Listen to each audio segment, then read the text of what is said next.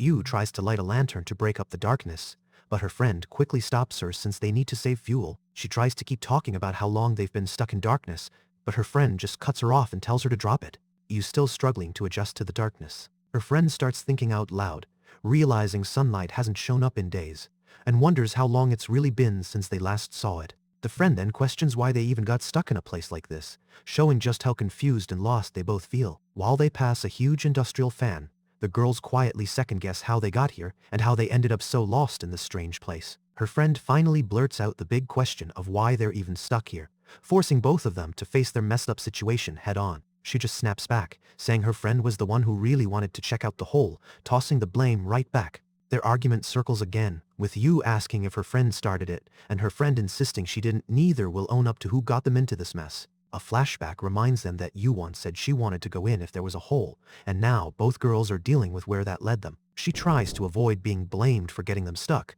but her friend isn't convinced and feels uneasy about how it all spiraled. As the ride crawls across a high metal bridge, the girls talk about how they're running low on food and seriously need to find a way out soon, looking up at endless pipes and scaffolding. One girl tries to stay positive by saying they'll find more food later, even if it doesn't sound convincing. She wonders out loud what will happen to them next, hoping her friend has some answer, but everything still feels totally unsure. Before anyone can say more, Yu notices her friend is already fast asleep, leaving her alone to worry for a while longer. Seeing her friend passed out, Yu gives up fighting her own exhaustion, stops the vehicle, and turns off the engine so they can both finally rest. With everything shut down, Yu grabs her blanket and gets in next to her friend so she can try to relax and get some sleep too. Both girls lay side by side under their blanket, sharing what little comfort they can find as the darkness closes in. For now their vehicle sits completely still, dashboard lights off, giving them a moment of calm before anything else happens. Both girls drift off to sleep right there in the cramped vehicle,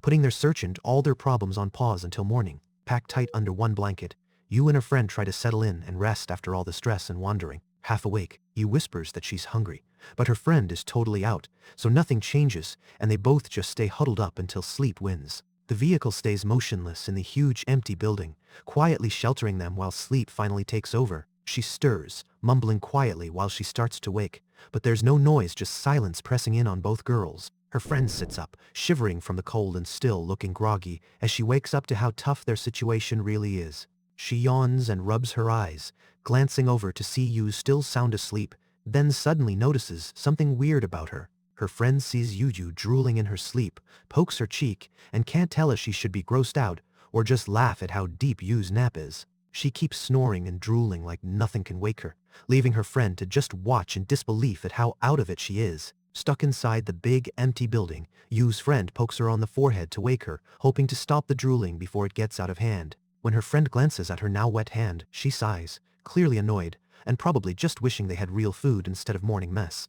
Spotting a breeze, her friend decides they should track where the wind is coming from, thinking it might finally lead them to a way out. She wipes her hand, feels the draft, and realizes the air around them is actually moving for the first time since they got stuck here. Chito, her friend, tells Yu there's wind now, hoping it means there's an opening or escape route somewhere close. She wakes Yu up on purpose, making sure she knows this could be their big chance to get out. Both girls agree they'll follow the breeze, betting everything on the hope that it leads toward an exit. She gives a nod, agreeing the exit must be that way, and the two of them get set to move forward together. Her friend holds back, thinking if they're actually making the right call, but in the end, she points toward the new path so they can get moving. Together, they check their direction and head out, driving the vehicle with more hope, now that the way forward finally seems real. Moving farther ahead, one of them finally spots some light, which means there's actually something outside the dark factory. They get closer to the opening, both amazed that after so long stuck inside, they're finally seeing real daylight. She and her friend pause before eating,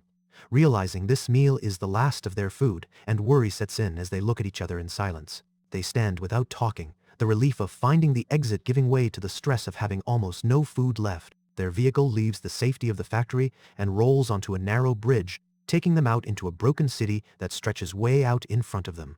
She celebrates being outside again, but her friend is surprised it's still night, realizing the city lights are so bright, it almost feels like daytime. The girls sit down and decide to share some soup as a way to mark their escape, even though they know they're almost out of everything. While they eat, Yu reminds her friend it's their last can, but for now, they both focus on enjoying the meal and feeling safe for just a moment. They savor every last bit of soup together, knowing how rare and special this small comfort is after all their struggles. Yu tells Chito not to worry about using up bullets and just keep practicing, since right now they've got enough to shoot without holding back. Running out of ammo isn't today's problem, so the tension drops a bit while they aim at scraps nearby. Their shots knock down more trash, and broken pieces fly as each target takes a hit in the snowy ruins. Yu asks Chito if she wants a turn, but Chito flat out rejects the idea and sounds pretty bored with the whole thing. Chito snaps that Yu's got no skill, basically telling her to give it a rest and leave the shooting alone for now. Yeah, pushes again, asking if Chito even needs a gun, but Chito just brushes it off, not wanting to argue or talk about weapons. Trying to move on, Chito suggests they look around the wreck more, since maybe they'll stumble across something useful in all this mess. Chito points out there might be some supplies if they dig deep, but doubts they'll find anything really valuable, especially food. She basically blurts out she'd give anything for real food, not just weird scraps, since hunger is still their biggest problem. Digging through the snow and rubble, they find a huge machine gun and heavy ammo, but it's just more of the leftover war junk that can't help their growling stomachs. They climb around a rusted, busted-up tank, which sits half buried in the snow and just adds to the mountain of useless old gear. Joking around, but half serious, Yu wonders out loud if maybe the tank would taste okay if they were desperate enough, since food is definitely scarce. On top of the tank, the girls look out at a wasteland full of decaying weapons, not a single helpful scrap in sight.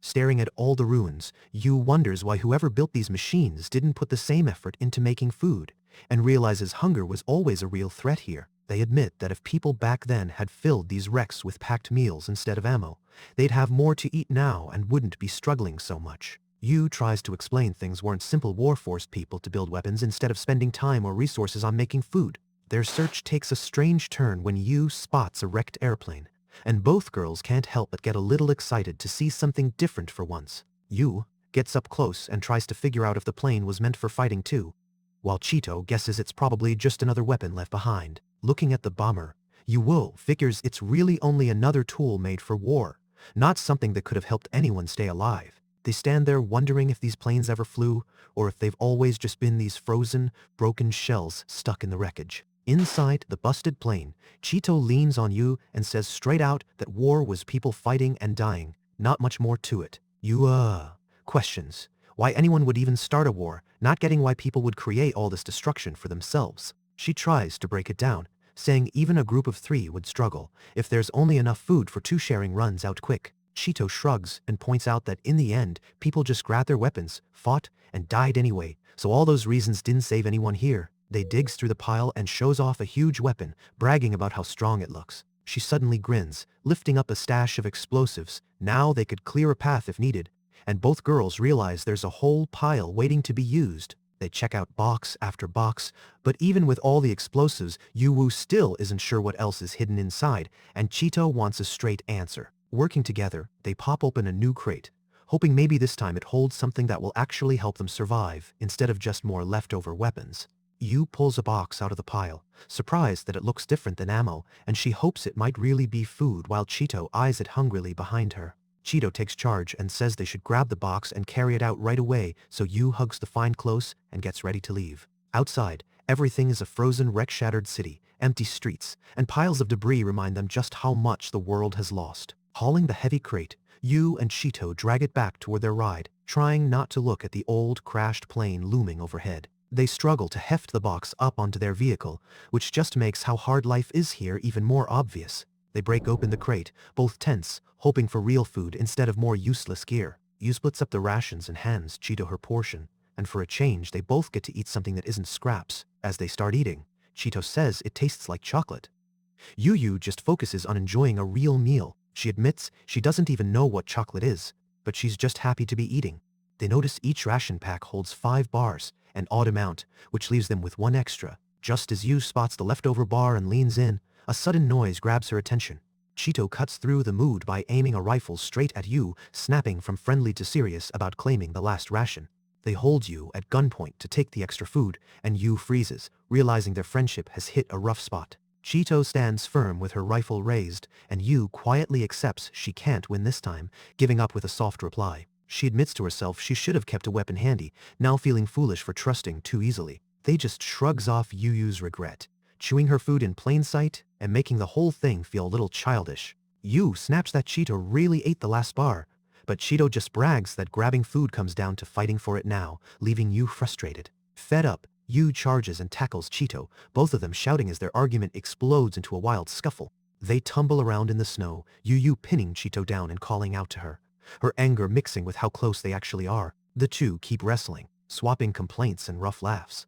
And even as Chito groans, she can't help but laugh at how silly things have gotten. Both girls end up lying in the snow, Chito still boasting about the food while Yu groans and tries not to laugh, anger slipping away. Stretched out among snowy ruins, Yu gets warned to remember all this, so it's clear their fights over food and trust are far from finished. Yu and Excited ride through endless snow, surrounded by white as far as they can see, both quickly realizing they're completely lost in the cold, with nothing to guide them. She taps a snowball and jokes that being a poet must be easy, not really caring about the seriousness of the moment. Trying to make things lighter, Yu ends up admitting it really does feel like it's just the two of them left in the world, which makes things even heavier. While Yu tries to crack a joke, Excited snaps, frustrated that they're freezing and still have nowhere to go for real shelter.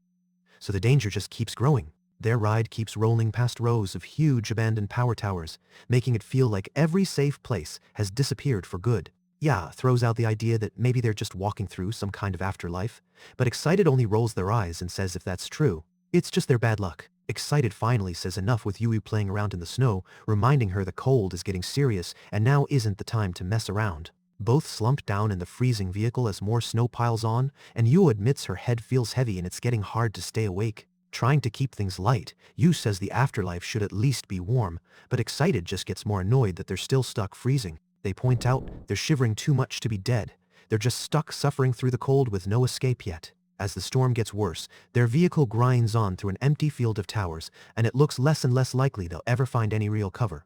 Both realize they are pushing their limits. If they don't find shelter soon, the cold could end up beating them. She squints into the white, fighting sleep as every breath turns to fog, and she has to force her tired eyes open. They also struggles to stay awake, mumbling, while the snow just keeps piling up on their shoulders. They finally crest a snowy hill, and Yu spots a giant weird building ahead, which sparks a flash of hope that maybe their luck's about to change. When Yu starts nodding off, Excited quickly shakes her awake, just as the vehicle rolls up to the base of the mystery building. Up close, both can finally see how enormous the place is, staring up in awe and wondering if this might finally give them a break from the cold. A close look at the twisted beams overhead shows how battered and strange this place has become. The ride crunches to a stop under the looming metal frame, and the building feels so big it almost swallows them whole.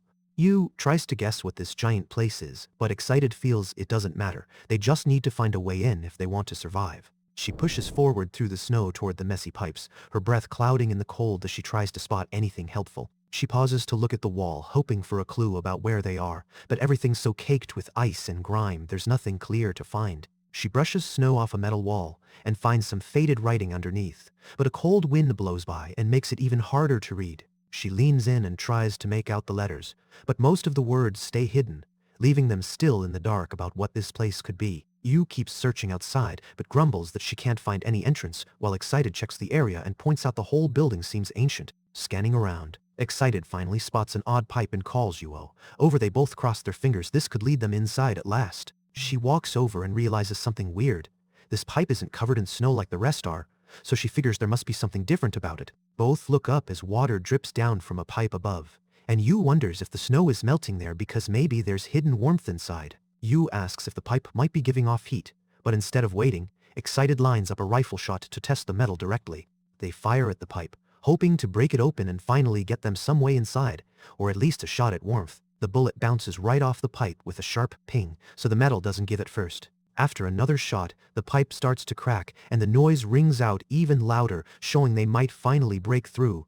They fire again, and this time the pipe bursts, metal shards go flying and water sprays everywhere. Both Yu and Excited stare up as hot steam and water pour out of the busted pipe. Shocked by their luck, with hot water gushing out, Yu cheers, and Excited confirms it's actually hot. Their risky idea finally worked. Now that they have real hot water, the next move is obvious to both of them, so they quickly shift gears and get ready. She drives their little vehicle right under the broken pipe, getting it set where the water can pour in best. Hot water keeps shooting out of the pipe, quickly pooling in the spot they've picked for their bath. She waits on the vehicle as water keeps pouring in, watching their makeshift bath fill up fast. They both realize just how rare it is to find a working pipe like this out here. and can't help feeling a little lucky for once.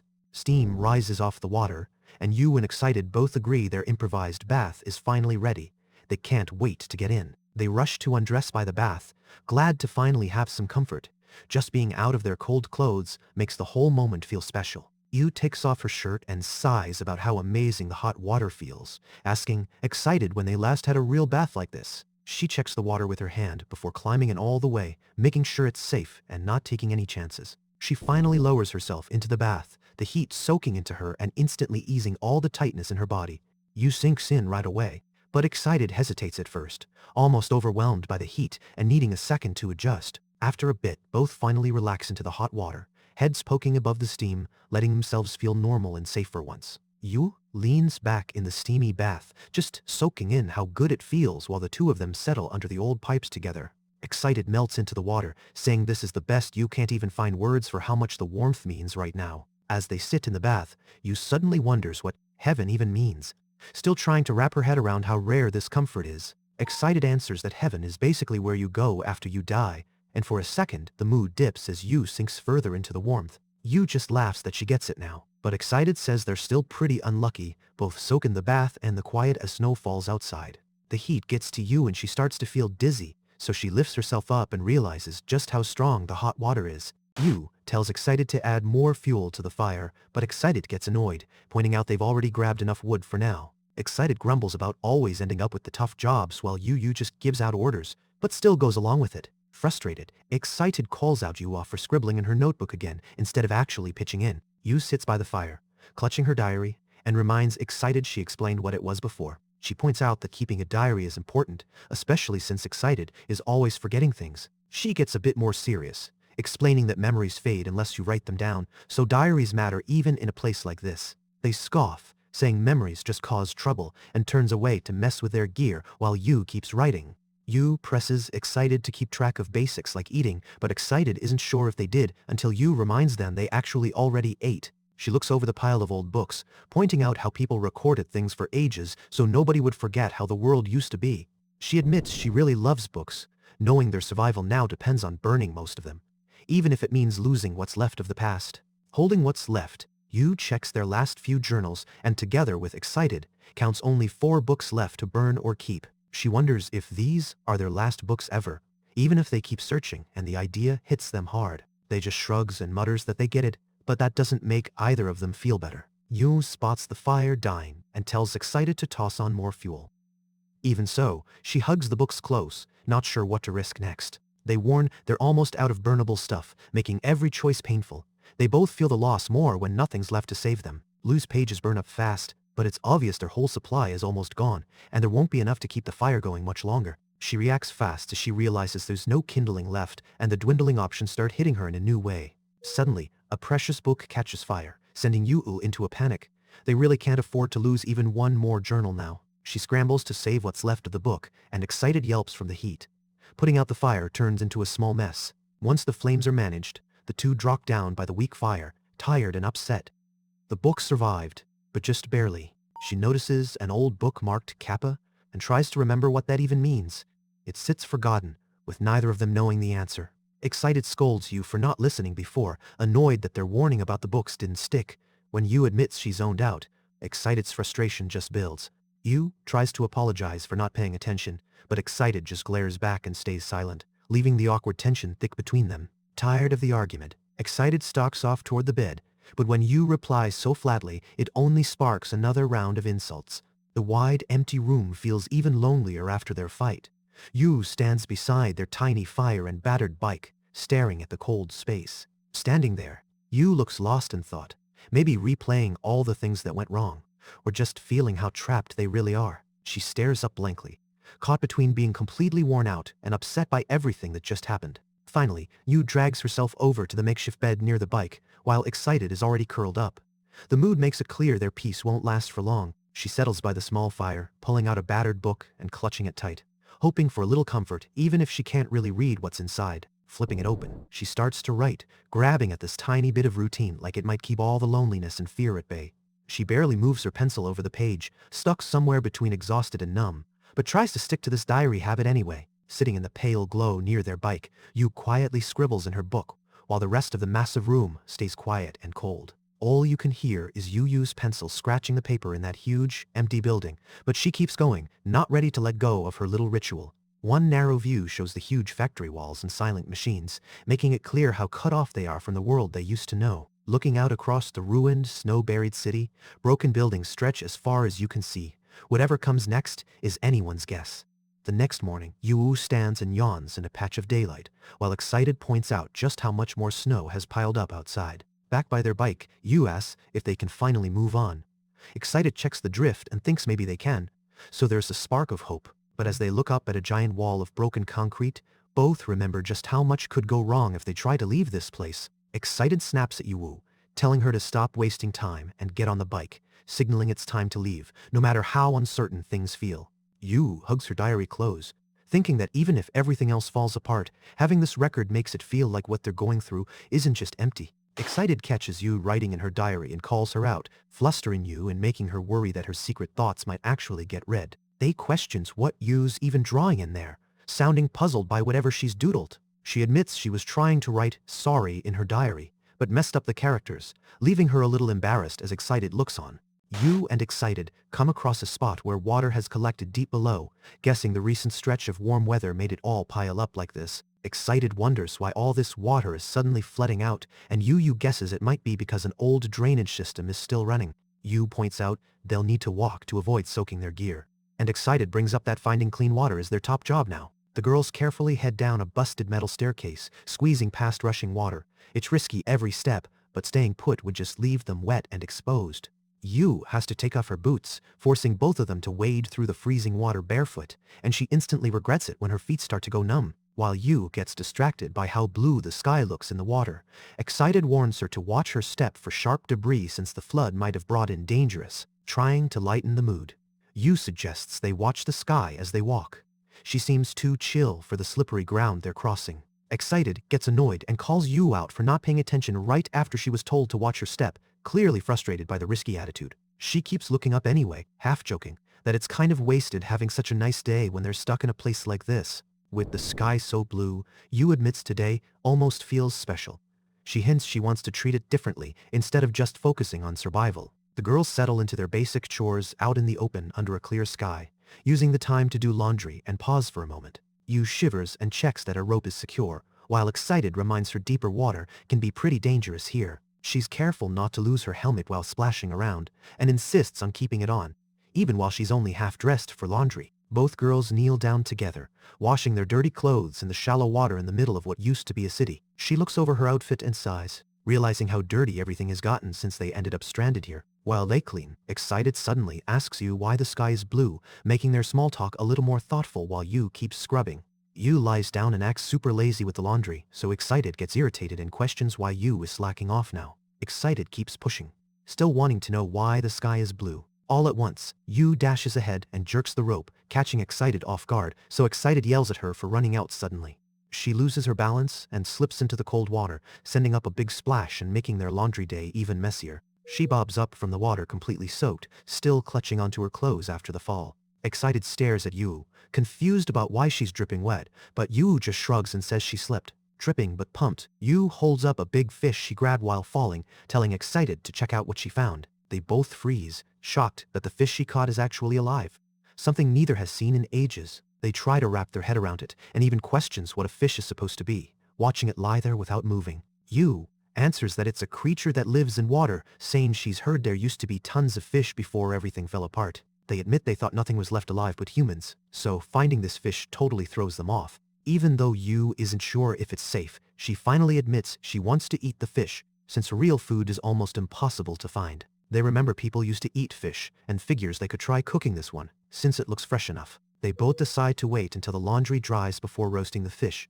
and Yu is already thinking ahead about eating it. With their clothes hanging by the ruins and the whole city feeling empty, catching a live fish now seems even more special. Their cleaned clothes are strung out to dry in the sun, and that little routine is one of the few things keeping life normal after all they've faced. As they wait, Yu starts to wonder what it must be like to actually live as a fish, imagining how it feels. Excited tries flapping their sleeve like a fin to see how a fish would move, and Yu still thinks it's wild that fins actually carry them around in water. Once the fish is cooked, Yu warns it's hot and hands it over, while Excited jumps in for the first bite. Excited takes a taste and finds the fish surprisingly good, which makes Yu curious, but also hope it's okay to eat. Yu decides she wants to try the fish too, but Excited jokes she shouldn't eat too much as Yu grabs a piece. The taste is totally new for Yu. She's never had anything like it, but it's actually not bad at all. After eating, Yu and Excited just lay back, fish bones between them, finally getting to feel full for once and just soaking it in. They see the laundry drying and realizes even just having clean clothes feels like a win in a place where that almost never happens. Yu jokes that the fish bones are refreshed now, but Excited just gives her a look, not really buying the idea that stripped bones can be called that. Looking at what's left of the fish, Yu starts thinking out loud about where it could have come from, getting stuck on the mystery. They figure the fish might have washed in from somewhere up above, since nothing else really makes sense for how it even survived. Sprawled out on the ground, Yu wonders if going a different direction might lead to more fish, and Excited just shrugs and says they'd eat any more they find. Right away, Yu wonders where the fish they ate for their last meal actually came from, since nothing seems normal here. She spots what could be a way up to a higher area, but hesitates because something feels wrong about it. Excited tries to figure out if there's any kind of bridge ahead, asking while Yu checks the area. They quickly realize there's a giant gap blocking their path, so there's no way to cross over. Yu gets frustrated by the dead end, wishing there was any way to get across. Then they spot something odd. A half-burned cigarette is still smoldering right there on the ground. Both move in for a closer look, and Yu points out that the cigarette is fresh, meaning someone else was here very recently. They realize fires don't just start on their own, so now it's clear there's another person close by. She quietly acknowledges it. They aren't alone out here anymore, and both are starting to feel on edge. They stiffen, understanding what this means, and waits to see who or what they might run into next. Yu sees fresh footprints and falls silent, while Excited, already tense, warns her to get her gun ready.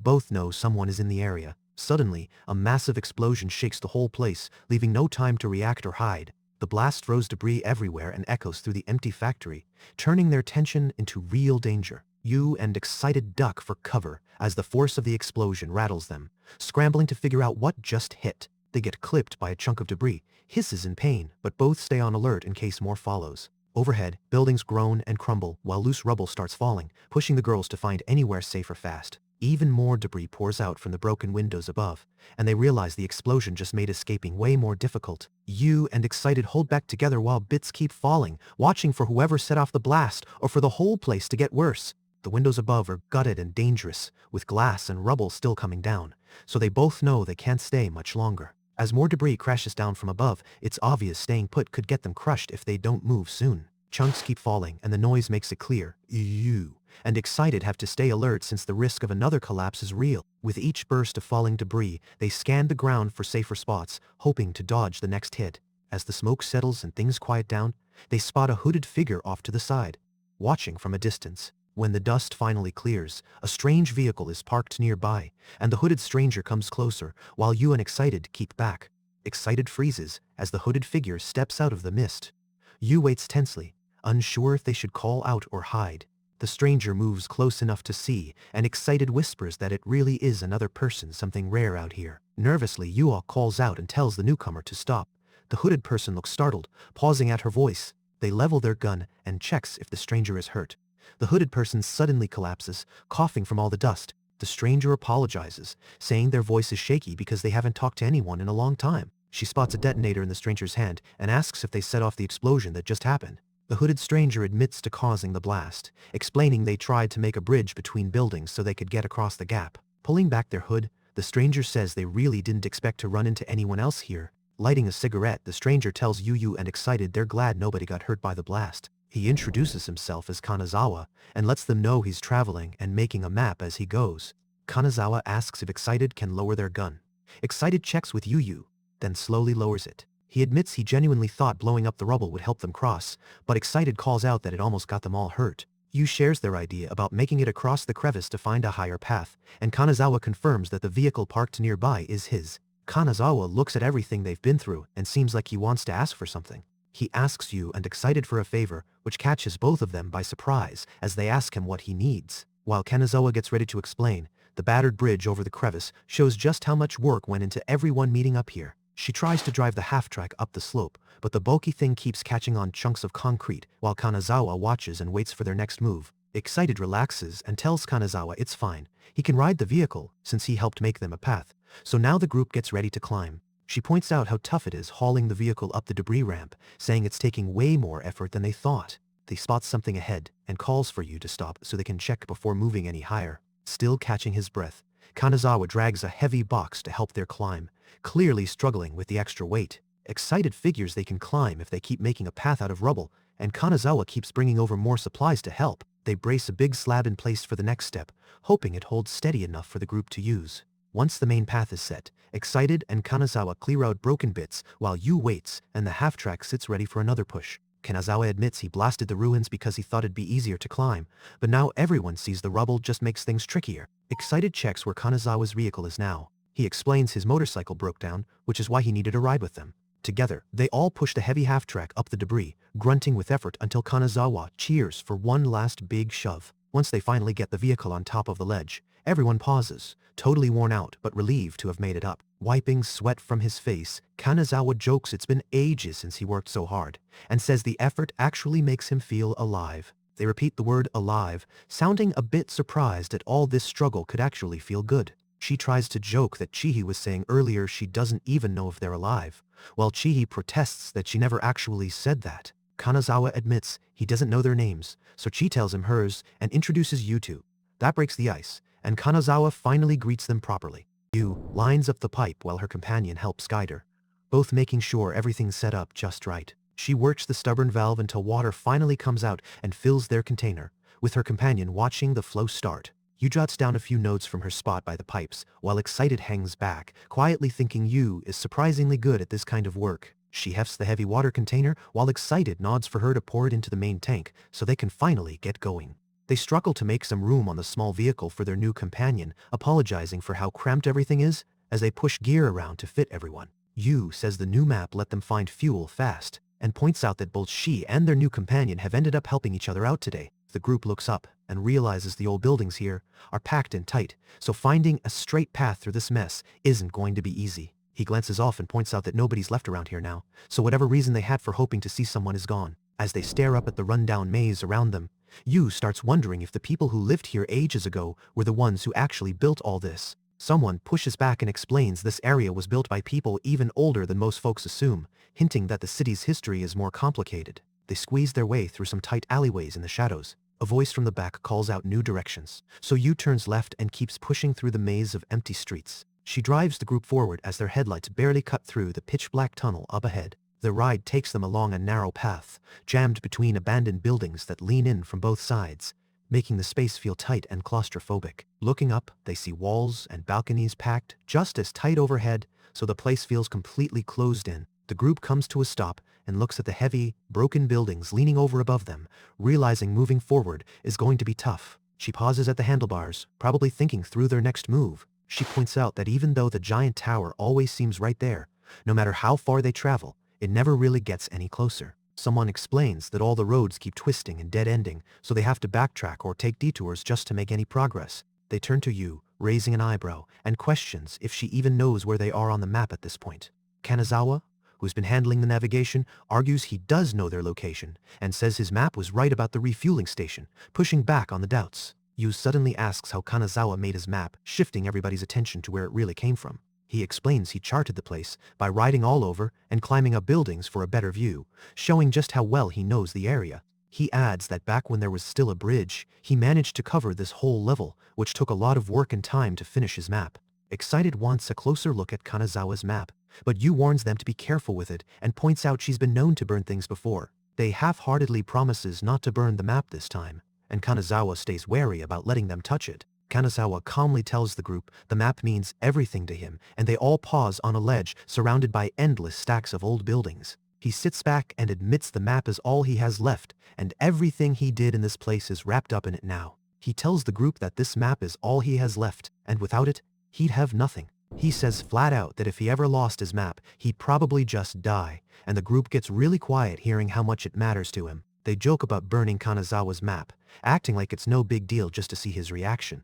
Kanazawa panics at the idea, begging Excited to stop, while Yu watches, confused why anyone would mess with something so important. They admit they wanted to see if Kanazawa would really fall apart without his map, teasing him a little. She asks if Excited has to act like a demon, calling out how harsh the teasing is after Kanazawa opened up. He turns the question back and asks if you and Excited have anything just as important to them, sort of calling out that everyone has their own one thing. Yu tries to brush it off, saying nothing she owns is worth dying for, but Excited brings up her old diary and says it still matters. Excited accuses Yu of never letting go of her food rations even if she died, but Yu pushes back and says she's not like that. Yu looks ahead and starts giving directions, trying to get everyone moving after that heavy moment. They nod and steers the vehicle forward, following where Yu tells them to go. They all ride together through the next part of the ruins, letting the awkward tension slip away as they focus on the road. Their small ride moves deeper into long dark tunnels marked by broken pipes and signs as they search for a way through.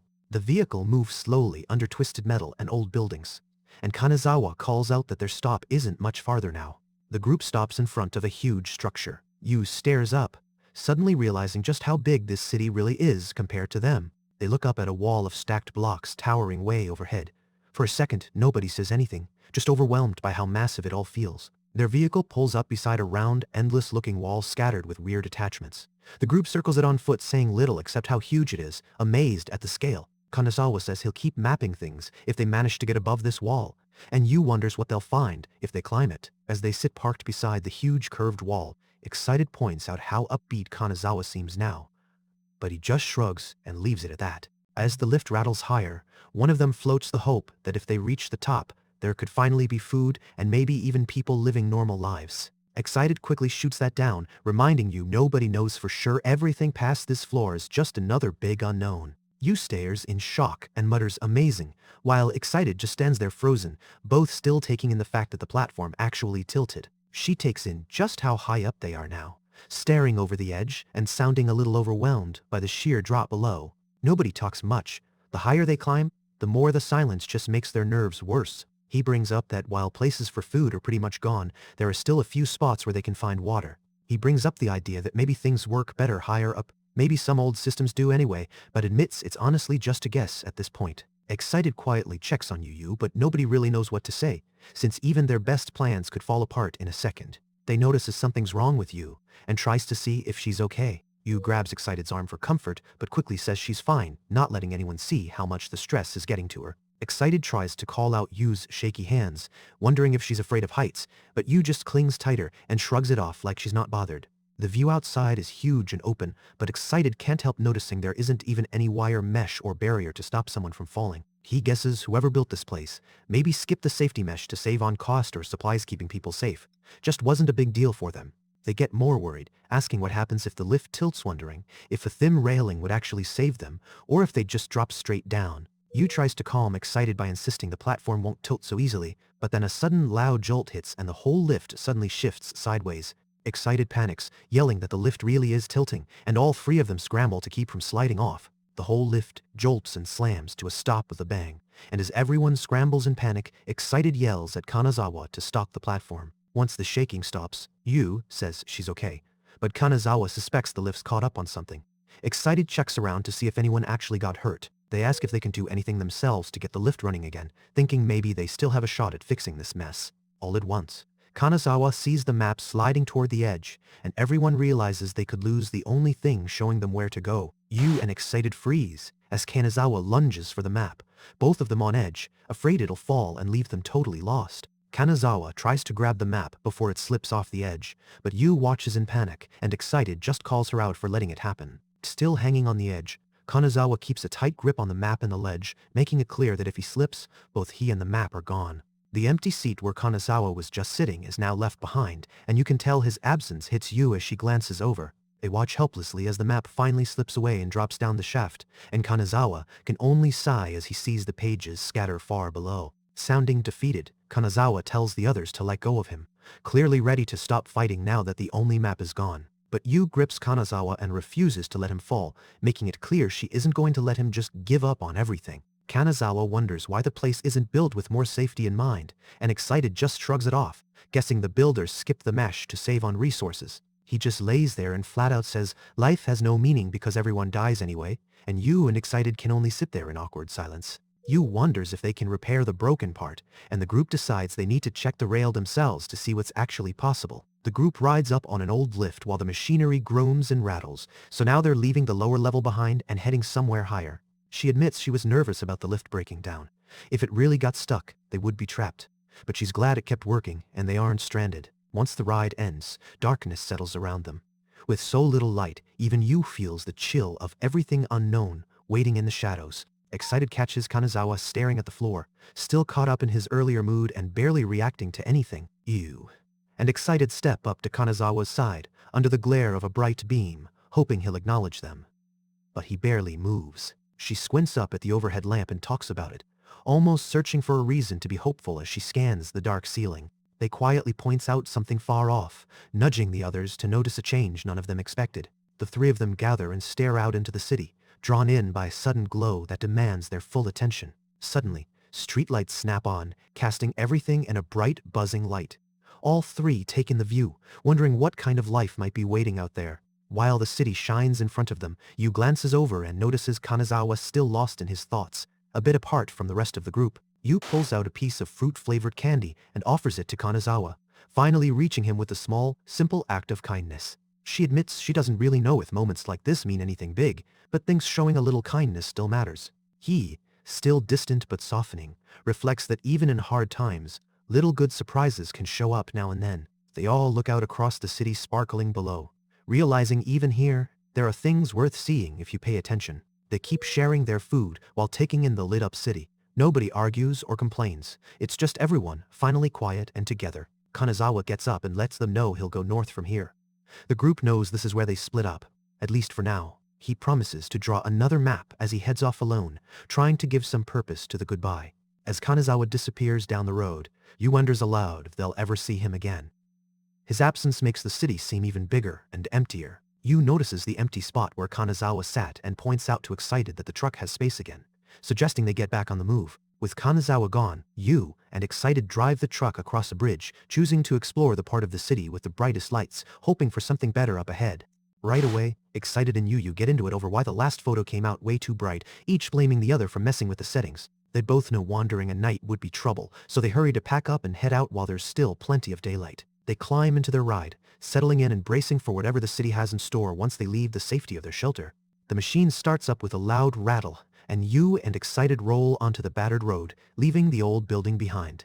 Their truck rumbles along a narrow bridge high in the air, weaving between crumbling buildings and empty streets as the city just stretches on around them. Excited takes the camera from Yu and promises, probably a bit too quickly, not to mess it up, but Yu doesn't look convinced. Right away, Excited turns the camera out the window and tries another shot, not even waiting for the truck to get up to speed. The vehicle rolls deeper into the city, bobbing over cracked asphalt as huge, empty buildings surround them on all sides. Leaning out, Excited tries to snap a photo that shows just how empty and strange everything looks compared to the world they used to know. Excited flips through the camera roll and points out the last picture, sparking another round of teasing back and forth as the city slides by outside.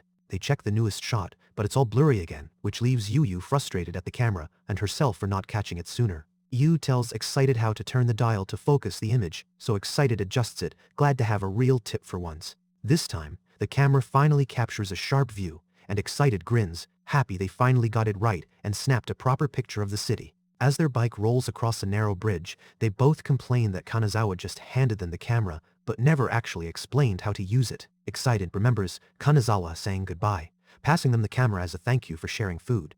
He mentions how even the word for camera comes from English, which reminds Yu how little they actually know about the world before. Kanazawa had called it a photograph device, but when Yu asks if camera works too, Kanazawa shrugs and says any word is fine.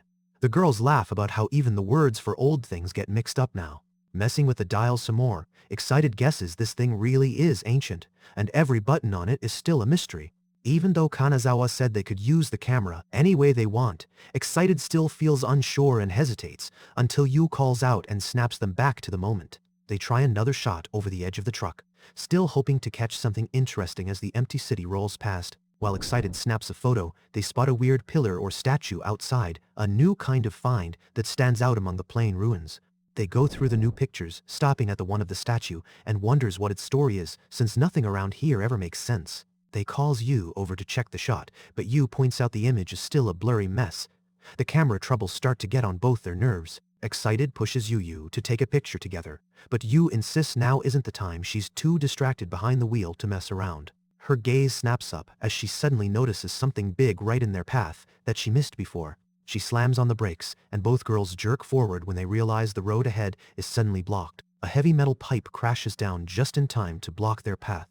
Yu manages to stop before hitting it, while Excited hugs the camera tight and stares. The sudden jolt nearly knocks the camera from Excited's hands, rattling both girls as they catch their breath. Above them, broken wires dangle and a platform tilts, making it clear how risky and unstable this whole place really is. The girls drive their little truck across the stark white ground, weaving under a mess of wires as the city wall looms over them. Yu aches from banging into the pipe and ends up squished under it, while Excited slumps behind her, both still rattled from the crash that nearly got them. Excited calls Yu out for spacing out when she should have been driving, annoyed that Yu keeps getting distracted even when danger is all around them. It gives Yu a clumsy pat on the head, but Yu just sits there too, out of it to react after getting hit. Excited leans over and yanks Yu free from where she's wedged, and Yu yelps as her arm gets pulled out from under the pipe. They decides to hang on to the camera and gets moving first, leaving Yu behind to complain from the truck. Yu grumbles that Excited is being kind of heartless, but Excited just ignores it and focuses on the road ahead.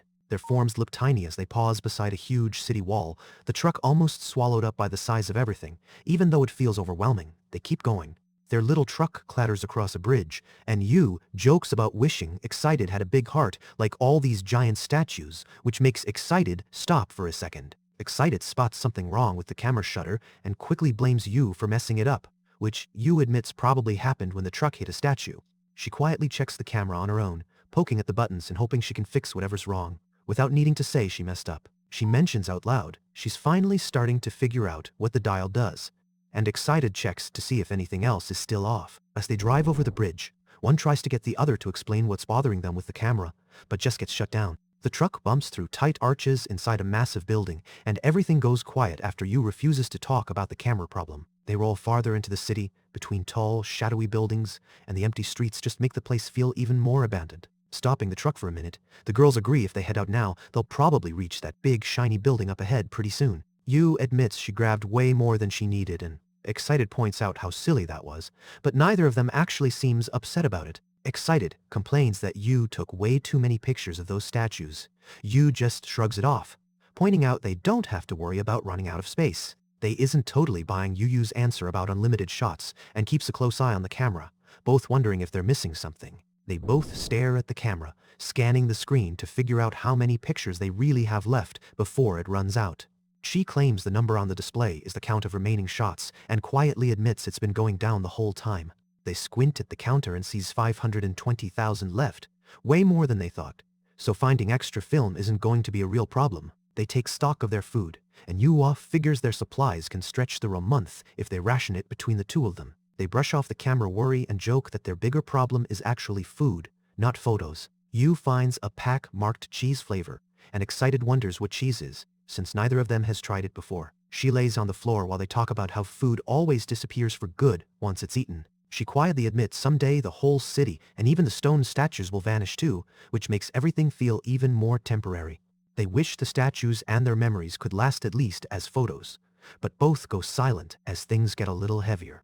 She brings up a camera trick she found some time back, thinking maybe it could help them save something real from their journey. She turns knobs on the camera, trying to find the right setting and hoping it might help them keep memories from slipping away. Excited tells Yu to stop and hold still for a quick photo, so Yu freezes in place, not sure what to expect, but going along with it anyway. They stand close together as the camera snaps a shot, marking their place in the empty city, even if the world around them keeps fading. Yu and Excited cross through a forest of giant stone pillars, stopping to puzzle over why someone would put so many huge statues in one place. As they move further in, Excited wonders aloud if this place is a temple, making both of them think these ruins might have been really important long ago. Yu guesses that, if it's a temple, maybe this is where people came to connect with the gods, and the whole scene starts to feel pretty mysterious. Watching the towering statues, Excited brings up the idea these could actually be gods themselves, leaving both of them even more unsure what to believe. Yu stops, stumped for words, not sure how to explain what a god even is, while Excited waits for some kind of answer. After a pause, Yui admits she honestly has no idea what counts as a god, and the empty silence just hangs in the air. She leans over a stone ledge, thinking about their conversation as the size of everything around them starts to feel overwhelming. She stands at the top of the stairs and stares down at Excited, both of them frozen in place as the last patch of light fades and they realize how. The two spot some old writing that reveals the place was built about 400 years ago as a spot to worship 3 different gods. Facing a giant carved stone, they decide this definitely feels like a temple. Adding weight to the clues they found so far, she reads text that says this whole temple is meant to copy a place called Sukhavati, so even these ruins are really just a replica. She squints at the strange writing, trying to sound out the old symbols as she stands close to the cool stone wall. An inscription talks about gods lighting up the afterworld, and Yu tries to wrap her head around what that really means. They listen, but admits the whole message is still confusing, so both end up wondering if any of this actually explains what gods are. She messes with their lantern, nervous that it's losing power, each clicking sound making her more worried as the darkness thickens. Her lantern starts to sputter out for real, so Yu quickly checks the fuel. Everything freezes for a second while she realizes they might be stuck in the dark. She starts to panic, suddenly remembering she might have forgotten to refuel the lantern. Right as their last bit of light goes dim, they stand frozen, swallowed by total darkness, finally noticing how quickly the light is gone. Turning in place with a shaky voice, Excited calls out for Yu, making it clear they're lost and can't see a thing. They just stands there in the pitch black, realizing how dangerous it is for them to get separated in a place like this. Still trapped in the dark, Excited tries to call out and pick a direction, while Yu answers quietly, trying to help them find each other by sound alone. Excited starts to worry what would happen if they stayed separated, showing how the deep darkness is starting to really mess with both of them. She collapses down and wonders out loud if the afterlife is just this nothing but endless empty darkness. Letting that thought sink in. Still apart, Yu bumps right into Excited's face while feeling her way through the dark, making them both jump, but at least now they know they're together again. Suddenly, the lantern flickers back on, surprising both of them and snapping the darkness away so they can actually see each other again. Now that their eyes have adjusted, they see towering structures and machines all around, an artificial city stretching out in front of them. Looking up, they spot one huge pillar carved to look like a face, staring over the landscape like a giant statue keeping watch. Yu and Excited end up sitting together, both stuck in silence as they try to make sense of how fast everything flipped from terror to comfort. As they stare into the empty dark pond, one of them quietly wonders if maybe the whole point of a god is just to light things up. The girls look tiny against all the huge metal shapes and fake plants that fill the space, staying close but still feeling lost in this odd place. Yu points out how even the floor glows, realizing everything around them is fake, while Excited says it's all just light bouncing off surfaces, not real life. They reach out and touches one of the metal leaves, proving to both of them that these plants are just cold, hard metal and nothing alive. Yu calls Excited over, urging them to check out something new she spotted among all the fake stuff, hoping for something real. She points to some fish swimming under the glass, but when Excited looks closer, they realize even the fish are just more metal fakes with no life at all. Yu wonders if any of these weird metal plants could actually be food, but Excited tells her to just try it herself if she's curious. After checking around, Yu admits it's just a locked-up stone statue, so she feels let down because, like everything else here, it's not the real thing. Excited warns Yu not to say anything she shouldn't, or she might get in trouble, but Yu shrugs it off since they already knocked over a statue before. Yu finally admits out loud that it really is only a stone statue, and whatever hope they had for something special here is gone. The girls glance around the fake pond, surrounded by lifeless copies of nature, realizing there's nothing living or real for them to find. When they look up, they see giant beams and tangled wires crisscrossing everywhere, along with odd floating lights, which just makes the whole city feel even more fake. Yu tries to compare their own food to everything in this strange world, but she realizes it doesn't help her figure out the place any better. They wonder why anyone would design something so empty, and Excited jokes that even the gods are just more fakes in a place like this. Both of them sit quietly, coming to terms with the idea that nobody knows what happens after this world, so any idea of an afterlife is probably just a guess. Excited brings up how you wondered earlier if the afterlife was really just never-ending darkness, reminding both of them how uncertain everything feels. They guess maybe that's why people build statues and keep lights burning to avoid thinking about the scary unknown and to feel a little safer. Yu tells Excited it wasn't the lights or statues that helped her. Instead, seeing Chi-chan again in the darkness was what truly gave her comfort. Excited suddenly jumps up, teasing Yu and saying maybe she really is a god if she can make someone feel that safe, making Yu stop and think. Yu tries giving her food to Excited like an offering, joking about treating her like a god, but it just ends up feeling kind of silly to both of them. She looks out over the maze of artificial buildings and jokes about actually being a god, but Excited immediately shuts that down, Please support the official release. Chito jumps at a sudden noise, blurting out that it's just the wind, but even she doesn't fully believe it. Yu looks jumpy beside her, and neither girl feels settled. Yu tries to make things interesting by betting food on their next round, but Chito quickly insists the win doesn't count, making sure it's a fair game. Chito admits defeat, handing over one of her precious food bars to Yu. Yu grins, clearly happy she got an easy win and some extra food for later. Right after claiming her prize, Yu nods off, leaving Chito awake and keeping a cautious eye on things as their camp sits exposed above the quiet city. Chito watches Yu for a moment, tired but on edge, then finally gives in and tries to get some sleep herself as the night air turns colder. The city below is dead quiet, the only signs of life coming from the girls tucked away above. For a while, everything feels still and almost peaceful. Suddenly, Chito wakes up with a jolt, feeling the ground start to shake. She sits up fast, alarmed as the world shudders around her. Realizing they're in an earthquake, Chito calls out for Yu as the rooftop rocks under them. The unstable platform and wobbling city make her panic. She scans the area, wide-eyed and scared, trying to spot Yu and figure out if her friend is in trouble during the chaos. She shouts for Yu, more worried now, as something doesn't look right and their makeshift sleeping spot seems like it might give way. Chito looks up in shock from a stack of giant blocks and points out that Yu suddenly looks massive towering over her, while Yu casually checks if she's okay. As the ground trembles harder, Chito struggles to keep her balance on the shaky rooftop. Yu warns her not to move, suddenly recognizing just how risky everything feels. Chito yells for Yu to stop moving because she's about to fall, trying to warn her how risky it is as the slab teeters even more. She flails her arms, stumbling as she tries to stay upright, but she keeps slipping on the unstable slab. Yu looks over and can't figure out why Chito is flapping around so much, missing how much danger Chito's in as she tries to talk through the chaos. Chito tries telling Yu to help her off the slab without making things worse, but Yu just cuts her off, acting like it's nothing and shouting for her attention. Yu suddenly bursts out laughing at the whole crazy scene, thinking it's hilarious, while Chito gets even angrier and yells back. The platform rocks even more under them. She, fuming now, shouts that Yu better remember this as she loses her balance and starts to slip right off the slab. She falls, tumbling downward into darkness, surrounded by bubbles as she plunges deeper and deeper. As Chito sinks, she realizes she's underwater, and the place where she fell from is fading out of sight. Suddenly, Chito notices a huge fish below her as she keeps going down, realizing she's not the only thing in the water now. She reaches for the giant fish and grabs on, struggling to steady herself. She's wide-eyed, not sure if this is actually happening or just another dream. She finds herself sitting alone on what looks like a giant fish in a wide, surreal sea, realizing she might be looking at that ocean she's only heard about. Sitting on the fish, Chito starts thinking it looks familiar, but then tells herself it can't be the same one she saw before. A huge fish with Chito's face bursts out of the water, spraying everywhere and sending a tiny frantic Yu splashing nearby. Chito gapes at the giant fish that looks like Yu, barely processing any of this, before the real Yu suddenly pops up beside her in the water too. She looks over at a fish skeleton in the water, realizing that the weird fish from her dream has already been eaten and picked clean. Chito sits frozen, taking it all in as the weird dream continues. The giant fish with Yu's face stares at Chito and says eating her is just what fish do now, which makes Chito freak out and yell for her to stop.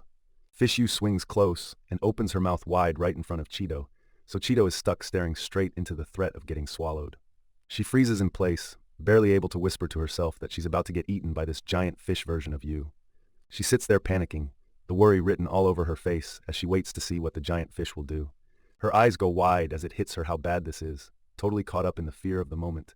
Then, the scene jumps back to silence, just the empty ruined city, like there's no sign a dream ever happened. Chito jolts awake in a panic from her nightmare, while Yu sleeps stretched out next to her, not bothered at all. She sighs, looking annoyed but also relieved it was only a dream, as Yu keeps sleeping like nothing's wrong. Yu, still stuck in her own dream, mumbles that she can't eat anymore, totally clueless about Chito's stress a minute ago. Fed up with the weird dream and Yu's sleep-talking, Chito pushes something toward her and tells her to just eat a rock. She grabs her canteen, twists it open, and finally goes for some real water after all that nonsense. She gulps down water and starts feeling grounded again, grateful the nightmare is over. She tries to describe the dream, feeling overwhelmed by how much weirdness hit her all at once. She sits up, enjoying her water and finally feeling some relief after that strange dream, while Yu just mumbles nonsense and stays sprawled out on the floor. Right away, Chito grumbles that it would be way better if their shelter actually had a roof, since they're stuck in the rain again and barely getting any real cover. Chito tells Yu to cover their luggage with a sheet to keep it dry, and Yu calls out a quick agreement from inside the shelter. The girls and their bags squeeze under a patched-together scrap structure, crouching low to keep out of the worst of the rain. She pulls off her jacket, showing it's totally soaked through, so their makeshift shelter hasn't saved them from getting wet. As Chito tries to hang their jackets to dry, Yu's attention drifts and she finds a stick, focusing more on little distractions than on warming up. Their jackets hang there dripping, making it clear just how much rain they've had to put up with. Yu notices out loud that this kind of heavy rain hasn't hit in ages, and Chito nods, both kind of resigned as they settle in. Rain beats down hard on the metal, with Yu sitting back, pretty amazed by the loud echo bouncing around their shelter. The steady noise from the rain fills the quiet inside. The girl's attention drifts from their wet clothes to listening to all the different sounds bouncing around. She gets restless and starts tapping everything nearby just to make more noise, teasing Chito with her antics while Chito halfway ignores her. She thumps the stick on anything that makes a sound, but Chito quickly tells her to quit it, not in the mood to listen to all that banging. Chito explains the echoes happen because the place is hollow, but Yu just keeps poking at things, not bothered at all. Yu keeps at it, impressed by how empty things sound. Chito is clearly over the racket, sighing as Yu tries to make it even louder. She holds the stick tighter and keeps drumming on the metal, liking the weird noises that come back at her. She swings harder and makes even more noise, messing around and sticking her tongue out to push the joke further. Finally, Chito tells Yu to put her energy into actually doing something, like getting water. Yu drops the stick and heads off to deal with the rain instead. She gripes about how fast Chito starts bossing her around, but still goes to grab one of the big cans for collecting rainwater. She finds a steady drip, sets down her can underneath it, and gets ready to catch whatever water she can. She stares at the drops as each one splashes into her can, clearly not loving the chore but getting it done anyway. Now holding her own helmet, Yu sits and waits in the echoing shelter while Chito takes off her helmet, maybe planning to use it for something else. One drop taps onto a helmet, making a sharp sound that echoes through the empty metal room. Chito asks why Yu wants her helmet, sounding wary. Yu just grabs it, acting like she's got a new idea. They set both helmets out under separate leaks, and each one starts making its own tapping rhythm as the water hits. Yu jokes that maybe all these different drips actually sound pretty nice mixed together. Chito doesn't look convinced, but agrees anyway. Noticing so many leaks, Yu decides to grab more containers. Chito just lets her go along with the plan, watching as Yu spreads stuff around. She places a metal canister right under one leak and starts letting it collect water with a loud ping. She stands close, again setting another can under a drip and watching each splash as the can slowly fills up. She props a thick book under another leak, curious to hear the sound the water makes hitting the cover. She shows off the stack of cans she's found, telling Chito there are a ton of leaks to use, and now she's set on catching every drip she can. With each new container set out, the helmets and cans fill the space with tapping and splashing, making the empty shelter sound like a busy, clattering room. Rain keeps falling outside, rushing through gaps and broken pillars, while inside the girls keep playing around with their water-catching gear and listening to the noise each drip makes. The sounds echo off old wreckage and scattered pipes, turning the lost crash site into a place filled with all kinds of random plinks and thuds. Both girls glance up and listen closer, caught by how the drips and taps start to blend together like a messy but steady beat. Chito tries to put the feeling into words. Being surrounded by so many different drips makes the whole space feel wrapped up in one giant layer of noise. Yu laughs and guesses it could count as music, and Chito mulls it over, hesitantly repeating the thought like she can't decide if it fits. She settles in, tapping her pencil against her notebook in time with the drips, unable to resist getting drawn into all the odd rhythms. She scribbles out dots and lines to follow the patterns, finding that some of the sounds repeat in a way that almost connects the whole clutter of cans. After setting up so many cans and helmets, both girls realize they might have gotten a bit carried away, but neither really wants to stop listening yet. Suddenly the tapping stops. Yu notices the rain is over, and Chito looks relieved as the shelter finally turns quiet.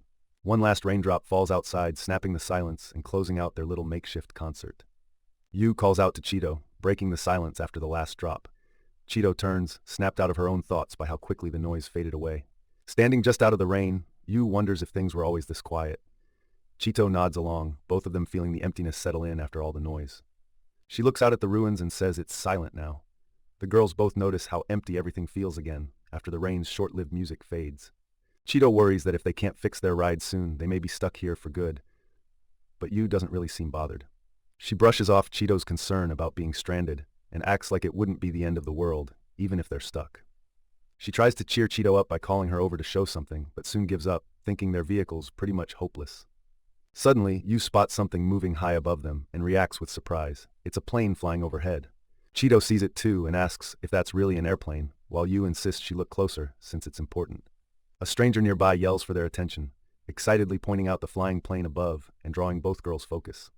Both Chito and Yu now realize someone else is here interacting with them, and the mood shifts as they size up this new person. Rushing over, the stranger stumbles and falls hard to the ground, letting out a sharp cry as she lands. Chito and Yu freeze as the girl lies still for a second, both of them unsure if she's really hurt or just embarrassed. Yu wonders out loud if that fall knocked her out for good, but Chito thinks she's probably just fine. Deciding they can't just watch, Chito tells Yu they should go check on the girl and see if she needs help. Chito leads the way as they walk over to the stranger lying on the ground, watching to see if she'll get up. The new girl groans and pushes herself up, clearly in pain from that spill, but showing she's tough enough to get back on her feet. She straightens her glasses and sits up, still a bit disoriented but managing to pull herself together after the fall. Looking right at Chito and Yu, she proudly announces her success, though both girls just look confused about what she means. She explains that the plane they saw actually flew, so her risky work finally paid off, at least in her eyes. The girl holds up a homemade gadget or part, showing off the thing that helped her get the plane to take off. Pulling out her notebook, she says she has to write this moment down so nobody can argue the flight didn't happen. Chito and Yu cut right to the chase, asking straight up who she even is and why she's out here. She introduces herself, and Yu starts to, so now all three finally know each other's names. Chito steps forward, trying to figure out if what this girl called a flight is really what everyone thinks it is. Yu points to the plane moving across the sky, and both girls realize this is exactly what the stranger was so excited about. They can't help staring. The girl with glasses calmly confirms she actually built that airplane, repeating her claim for emphasis. She looks at Chito and Yu, saying it's odd to run into new people at a time like this, but maybe it happened for a reason. She adds that the timing feels almost right, as though meeting them now was meant to happen. As they walk along together, the girl guesses their own vehicle broke down and offers to help fix it if she's able. She tells Chito and Yu that she'll need their help with something too, so now they're making a deal to work together. She wants to know where they're headed, and the new girl just tells her to keep going. It's not much farther now. As the group keeps moving, Yu realizes they never even asked this girl's name, so she blurts out the question while they walk. The girl finally introduces herself as Ishi, settling the awkwardness and making each person in the group known. Ishi unlocks a heavy gate, signaling she's letting Chito and Yu deeper into her territory. The three step through the open gate and into a big fenced compound, showing just how much space Ishi controls here. Chito and Yu take in the massive old buildings and tangled machines all around, realizing the place is packed with leftovers from before. They all pause, looking up at huge metal frames and hanging wires overhead, clearly struck by the size and emptiness of the place. Ishi explains to them that this used to be an Air Force base, which makes sense with all the hangars and old equipment lying around. Everywhere they look, there are broken plane parts and wide, empty stretches, making it obvious Ishi's spent a lot of time living alone out here. Ishi mentions she's been able to last this long, thanks to leftover water, power, and tons of machine scraps, basically surviving off what was left behind. Chito and Yu are surprised anyone could live here at all, so Ishi adds there was a food plant nearby at one point, but it's not working anymore. With the power and water pretty much gone, Ishi makes it clear she can't stick around much longer, so time is running out for all of them. As they walk in deeper, Ishi points out the spot where the flying plane crashed, tying their meeting back to her failed flight attempt. Chito asks if it's safe to leave the damaged plane outside, and Ishi says it was just a test run, so she's not worried about it. She then tells them there's actually a finished plane hidden inside, giving Chito and Yu a reason to stick around and help. Standing in front of her main project, Ishi comes out and asks Chito and Yu to help her finish the working plane. Yu is all for it and says she'll pitch in on repairs, so now the group is locked in on making the plane work. Chito wants to know what Ishi plans to do after the plane's ready, raising the question of what comes next if they pull this off. Ishi answers she's going to use the plane to finally get out of the city, showing this whole plan is really about escape. Chito and Yu haul on a heavy part while Ishi shouts adjustments, trying to get everything lined up so the build can keep moving. They push their vehicle closer and call up to Ishi, who takes charge from above and gets them in position for the next steps. Under the huge plane, Chito and Yu are surprised by how big it is, but realize there's only space for one person to ride. Ishi explains the plane can go pretty far if she adds another fuel tank, but that doesn't solve the problem of it only carrying one person. Their cart rattles across the empty hangar, while the half-finished plane towers over them, making the whole job look even bigger as they start to work. Chito calls out to Ishi while they both adjust the cockpit parts, and Yu hangs back to watch their progress. Struggling with some of the assembly, Chito admits it's pretty wild. They're even trying to build a plane just because the right scraps happen to be here. Ishi says having the equipment helped, but admits something bigger pushed her into trying this. Working under the wing, Ishi hesitates, thinking hard before sharing her real reason for taking this risk. She finally shares that old documents and blueprints gave her the idea and steps needed to actually try building a plane herself. Yu stumbles across a working shower and goes wild over the hot water, while Chito can't believe they've scored such a rare find. After a soak, the girls agree that getting to use the hot bath makes Ishi seem pretty decent, which reminds them that even Kanazawa turned out okay too. She points out that not every survivor they meet will be helpful like that, so they still have to be careful with strangers. Yu argues that people are supposed to help each other, still hoping kindness is possible even if the world is a mess. Chito teases Yu for talking up teamwork when she didn't actually help with the plane repairs, but Yu just jokes right back and keeps things light. The girls agree that sharing a hot bath, after all they've been through, is one bit of comfort that really matters right now. Afterwards, they thank Ishii for the bath and accept potato-based ration blocks, which Ishii explains are their basic food now. They eat the rations, and even though the meal is small, Chito is surprised that it actually tastes pretty good. Chito asks if Ishii really lives in such a messy room and wants to know about the record Ishii mentioned before. She points out the walls covered in blueprints and explains she gathered old plane designs from around the base to help her figure this out.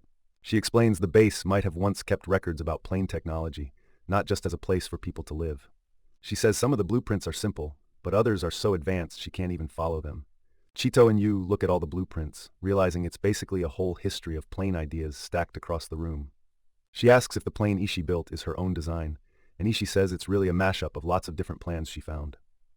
Yu admits she's worried the plane could crash, but Ishii says she had to use whatever parts were available, so there wasn't much choice. Looking worn out, Ishii tells the girls time is running short and that they really have to get the plane finished soon. She adds that food is running out, and if she doesn't finish the plane before winter, she might never get another chance to leave. Ishii admits she could die trying, but tells Chito doing nothing and staying stuck feels even worse, so it's worth the risk to try anyway. She tells the girls if she can't get the plane finished soon, she'll just end up dying here with everything else that's falling apart. She points out the day is almost over and suggests they head to the empty warehouse nearby to get some rest, since there's nowhere else to go. Before they try to sleep, Yu starts thinking out loud about what life might be like beyond the city walls.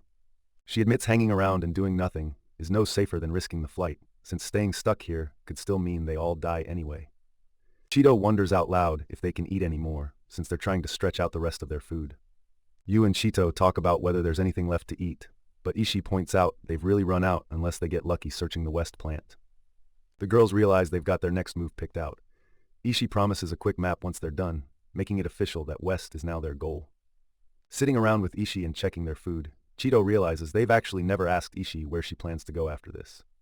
She assures them she's not about to leave without thinking things through. She wants to make her next steps count, not just disappear into the ruins.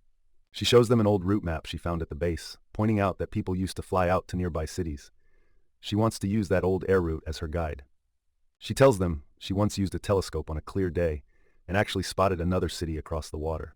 She's sure it's still out there. Chito and Yu talk about the idea of a neighboring city and wonder what kind of life might still be left in a place like that.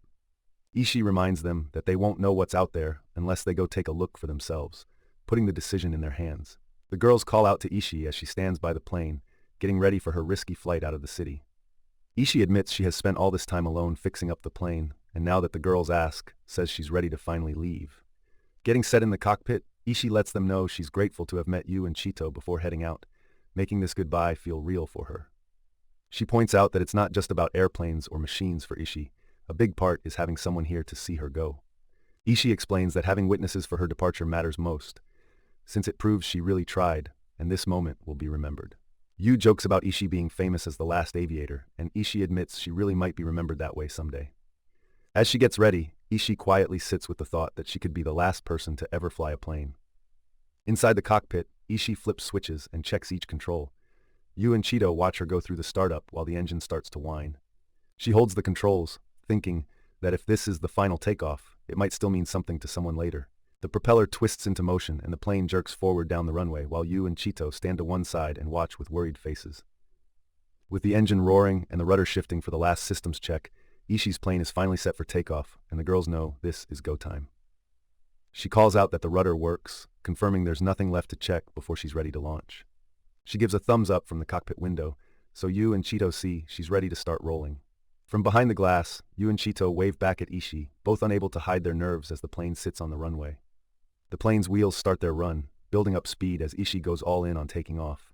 The aircraft picks up even more speed, rattling hard along the old runway while the drone of the engine grows. She steers the plane fast down the strip, the propeller blazing and making it clear there's no way to turn back now. Her plane barrels toward the end of the runway, leaving the cramped hangar behind for open sky. Ishii's face is tense and focused as the wheels finally leave the ground. Down below, Yu and Chito can only watch and hope with every bit of them. The plane lifts off, shaky at first, with its shadow racing across the ground as it rises away from the city ruins. As Ishii's plane speeds down the runway, the huge walls of the city whip by, and she heads straight for the final gap out.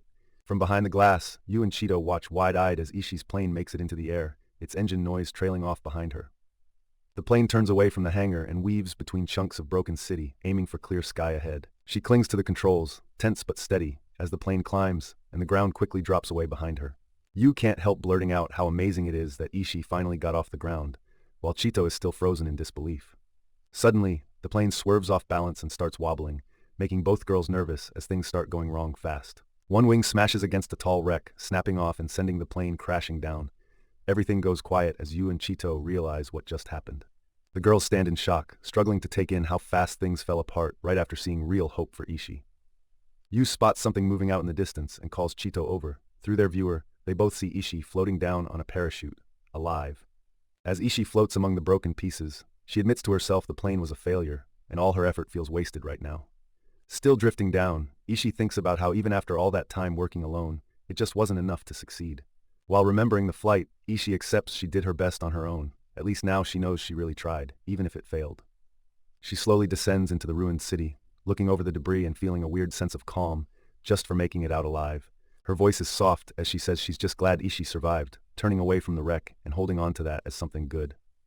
Yu guesses Ishii will probably touch down safely and go back to her usual routine, even after such a big crash. She asks what Chito is up to, and Chito shares she's writing everything in her diary, including what happened with the plane. It helps her process things. Yu checks if it's time to head west, like Ishii said before, and Chito agrees. Together, they get ready to leave this spot behind. The board is still covered in Ishii's notes and sketchy airplane drawings, left behind as a memory of her effort while the girls move forward. Please support the official release. Chito can barely keep standing from hunger, but Yu tells her they have no choice. They need to press on, even if they're starving. She grumbles that just surviving like this, hungry and wandering, barely counts as living at all. Yu tries to keep things moving by telling Chito it'll be fine and pushing her to go, even though the pipes around them look confusing and tense. Chito quietly agrees and takes Yu's hand so they can head into the maze together. They step into a huge, twisted field of pipes, their small figures making the place feel even more massive and empty. Holding hands, the girls carefully pick their way through the uneven maze, surrounded on all sides by dead, silent metal. A big dark pipe blocks the path, so Chito and Yu have to shift around it and figure out where to go next. Seen from above, their path looks tiny and risky. Yu and Chito walk side by side on a thin pipe, lost in a forest of cold metal. Yu brightens up and says they need something extra to get through tough times, but Chito doesn't really follow her logic yet. She starts wrapping a rope around herself, hinting at Yu's plan to stay connected so they don't get separated in the maze. Yu jokes about Chito being into the rope idea, but Chito just ignores her and stays focused on getting through. She eyes the rope, wondering if this setup will actually keep them safe or just mean they both fall if one slips. Yu points out the rope only stops them if they fall in opposite directions, and Chito bluntly says trying to save each other like that just doesn't really work. Admitting her nerves, Chito says she's bad with heights and walking like this just makes her more on edge every step. Yu laughs that life in these ruins means being high up is normal, but Chito fires back. This kind of danger feels way worse. Chito suddenly asks if Yu's hungry, and Yu answers she definitely is, cutting through the awkwardness for a moment. She teases that Yu is always hungry, but Yu complains that this time is different. She's emptier than ever. Yu suddenly realizes Chito's just really scared right now, and Chito quietly admits it as they keep moving through the pipes. From below, the two look small and alone, connected by the rope, the silent maze stretching out as they stand together and shuffle onward. The girls keep going, side by side and still tied together, forcing themselves ahead even though they're tired and unsure of the way. Tiny against the huge network of pipes, Chito and Yu keep moving, their rope all that's left to link them as they walk deeper into the unknown.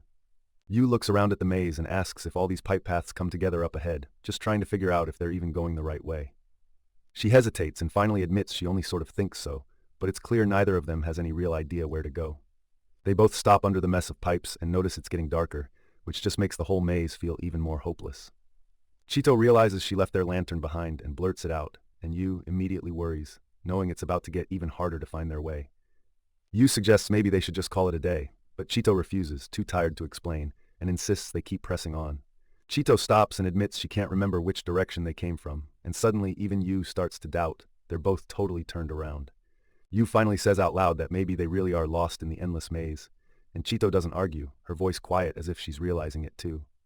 Chito tries to defend their sense of direction, but Yu just shrugs and jokes that getting lost feels like they're normal anyway.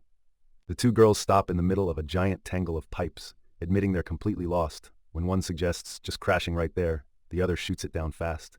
Yu half jokes that if she rolls over and falls off in her sleep, Chito should fall the opposite way to balance things out, but Chito just thinks that's impossible. Chito gets serious and says they have no other option but to keep going, though Yu warns her to be careful with each step, since slipping is still a real risk. She tries to sound positive, saying they'll be fine, but every step forward feels less certain the longer they wander these pipes. Hearing Yu act so sure doesn't help Chito at all. It just makes her even more nervous about getting out of here. Suddenly, Chito loses her balance and almost falls right off, making Yu jump in to grab her before she can actually go over the edge. Chito ends up sprawled on the pipe floor, surprised, and Yu notices something weird. The spot she landed on is now giving off an odd glow beneath her. Both of them freeze, staring as the circle of light around Chito gets brighter, making the old pipe look almost like some glowing sign. Yu calls out, worried, but quickly realizes that the glow is showing them something. It's actually lighting up a hidden path right underneath where they're standing. Looking down through the hatch, Chito finally spots a tunnel inside the pipes, lined with rows of lights and arrows, showing them a direct route they'd missed before. Chito sits on the pipe floor in disbelief, realizing the path was hidden inside all along. Yu drops down after her and points out the lights lining their new tunnel. Now Chito gets that the old warning probably meant this lighted path, while Yu studies the arrows and sees how everything is pointing straight to their destination. Yu calls this the superpath, but Chito just groans, annoyed that they wasted so much time struggling before finding such an easy shortcut. Wondering if they overlooked something, Yu asks if there were signs before, and Chito thinks they must have missed it. Maybe even Ishii passed through here already. Both girls start carefully climbing down a ladder from the pipe's hatch, following the clear tunnel deeper inside. From above, Yu and Chito slowly make their way down the long ladder, stepping right into the big tunnel below, now following the marked directions. Chito points out how huge these pipes really are, and half jokes it would have saved a lot of trouble if these arrows had been there from the start. Yu says there was no way to tell how everything connected from the outside, which Chito finds a bit disappointing after all their wandering. Suddenly, Yu suggests they switch things up and try another route, but Chito is caught off guard since they literally just found the best path. Chito rejects the idea on the spot, saying it makes no sense to ignore the clear way forward when their goal is right in front of them now. Yu quietly admits she would have tried it anyway, but after Chito scolds her about taking things seriously, Yu backs down and drops the subject. Chito shrugs off Yu's random plan, wanting to keep moving, but Yu brings up the real danger. Getting lost again could mean starving out here. Chito checks what Ishii told them and sees their food stash is running low, which makes her pretty anxious about what comes next. Yu tries to joke about Ishii's old machine and how scatterbrained Ishii seemed, but Chito pushes back, warning her not to talk like that. Chito shoots back that of all people, Yu shouldn't be giving Ishii a hard time, and things go a bit tense between them as they keep searching the factory. She decides they have to check every part of the facility for anything useful, heading off toward another area while Yu follows. Yu peeks around and wonders if they can get to a lower floor, hoping there might be more hidden supplies somewhere. They walk up to some big doors and peer inside, both searching for any kind of clue to more food or another way down. They stumble across a weird machine that neither of them recognizes, and Chito tries to guess what it's meant for. Chito figures out the machine must be for making rations, so this is actually a food factory, not just some random warehouse. Yu remembers their last potato and realizes they'll need more than that, so now they have to dig through these machines for anything edible. Curious, Yu presses a button on the machine to see if it does anything, and Chito hesitates, not knowing what might happen. Yu sets off the machinery, and the room fills with loud crashes and clanks, which makes Chito jump in surprise.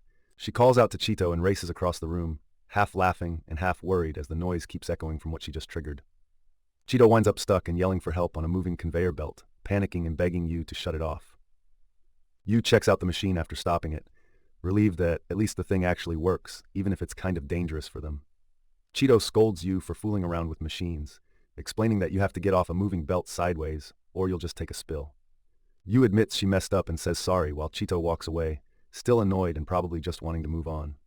Crossing a wobbly catwalk above the machines, Chito warns Yu to watch her step, and both girls stay curious about what this big contraption actually does. Chito spots something interesting up ahead and waves Yu over, worrying about being up so high, but thinking they might have found something that matters. She pulls open a heavy crate and guesses the white stuff inside is powder, and Yu looks closer, agreeing it really does look like some kind of food powder. Yu tastes the powder and finds it sweet and kind of familiar, while Chito checks out a door that leads them into the next room for more clues. Both girls try the powder and realize it tastes just like potato. Finally, they know what they've actually found. Yu figures out the powder actually used to be potato, and jokes that Chito almost ended up as powder herself after all that trouble. Chito starts wondering how they're supposed to cook this stuff, pointing out that regular potatoes get boiled, but Yu thinks they can just eat these potato flakes. She tries to come up with another idea. Maybe they can bake the powder instead, since baked food would probably keep them full longer. She studies the machines around them, looking to see if any of these ovens or vents could actually be fired up for baking. Yu hits a switch on one of the control panels, and suddenly the big baking machine starts up. Chito definitely feels more hopeful now that something still works. Chito points out that this really looks like a baking machine, so baking the powder might actually work after all. Yu excitedly calls her over to get started. She studies the label on the powder and realizes, with Yu's help reading, it actually says sugar, and now both girls finally get what this stuff really is. Yu gets a sense that she's seen sugar like this before, right as Chito reminds her they just found some lying around. She tries to link her memory to something from their food lessons, mentioning potatoes, and recalling how Chito always remembers food facts, which Chito can't help poking fun at. Chito suddenly remembers that potatoes were a big part of making solid rations, and Yu latches onto the idea, ready to test if this works. She checks the ingredients list for solid rations and confirms sugar is on there, so they actually found something they can use. Chito spots that the list also has salt, and Yu remembers seeing some extra bags, so now they've got even more to work with. They both get excited and realize they could maybe bake real solid rations for themselves now. Chito brings up helping their grandpa bake bread when she was little, and Yu remembers it too. This memory gives them hope they can pull it off. She figures out they should just mix powder, sugar, and salt, so she starts throwing together ingredients in a huge bin. The girls knead the mix together and add water, and they can tell by the way it comes together that the dough is working. They keep working the dough, joking about how sticky it gets, and for a moment, the whole messed up world feels lighter. They pull and stretch the dough between them, both grinning, just enjoying messing around as the food prep turns into a little game. Once the dough's shaped, they get it set for baking and talk about not messing up the timing. Both girls crouch over the oven and wonder if their ration bread is done, getting more anxious as the top starts to brown. Yu pulls the bread out and cheers, but Chito points out that it might be a bit overcooked. At least the bread looks solid. They stare at the bread and start joking about its shiny finish and weird shape, guessing which animal it could possibly look like. Chito cracks off a piece of the shiny bread and without much hesitation gets ready to try the first bite. Both girls take a bite. Chito admits it's pretty hard, but they just close their eyes and focus on how good it tastes. They talk about how much dough they have left, with Yu thinking it might last a whole year, while Chito says that's too hopeful. But counting what's left, they both feel better. She digs into another bite, gets lost in how sweet it is, and just enjoys the flavor for a moment, completely absorbed. She blurts out that it's super sweet, and Chito realizes it's because they dumped in way too much sugar by mistake. Yu laughs and says sweetness is happiness. Chito agrees, and for a bit, they both just relax and enjoy the bread together. Yu and Chito pull up their little vehicle at the edge of a giant maze built from endless walls and hallways. Yu calls the place weird and both girls feel unsettled. There's just something off about this place they're about to explore. They drive deeper between the towering walls, feeling small and lost, with no idea what anyone ever needed all these strange halls and compartments for. Chito checks a compartment and finds nothing important inside, just more random junk. Yu shrugs, sounding let down that there's nothing worth taking. Yu tries to remember if they've found anything useful so far, but Chito stops and admits nothing has really stood out. They go over all the random stuff they've found, a weird machine, empty shells, scraps of cloth, and even a button. The pile does not feel useful. Chito's surprised to see Yu still holding onto a scrap of cloth, but Yu says she thought it might help someday, even if it's just a small thing. Yu fiddles with the scrap, insisting it might come in handy. Chito doubts it and just watches, not convinced. Chito keeps pushing back, not seeing any point in the scrap, but Yu argues it could be useful, so neither wants to give up the thought just yet. While driving, they start wondering out loud, why are all these useless things stored here so carefully, almost like each one matters to somebody? Yu suddenly points something out up ahead. Chito perks up too, both girls curious as they spot something odd in the maze, a familiar-looking figure or shape.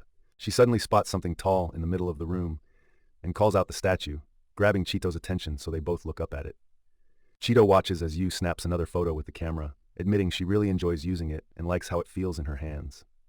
She tries saying, cameras are great for saving memories, but she immediately struggles to recall Kanazawa's name, and Chito calls her out for forgetting someone they met. Chito, quiet for a second, thinks to herself and thanks Kanazawa. She remembers he's the one who gave them the camera in the first place. She helps Yu remember. Kanazawa is the name they were reaching for. The memory returns and both realize it's surprisingly easy to forget someone who mattered to them. Yu admits she probably would have forgotten Kanazawa if not for having the camera. That thought makes Chito uneasy, since you'd think memories like that should last. Chito begins to worry about all the people they've met, but Yu reassures her. She says as long as they have stuff like the camera, they'll keep remembering. Yu shrugs off the worry, saying it probably doesn't matter whether Kanazawa or Ishii are out there, they're just not likely to cross paths again. Chito quietly wonders if they'll end up forgetting everyone anyway, even people who seemed important at the time.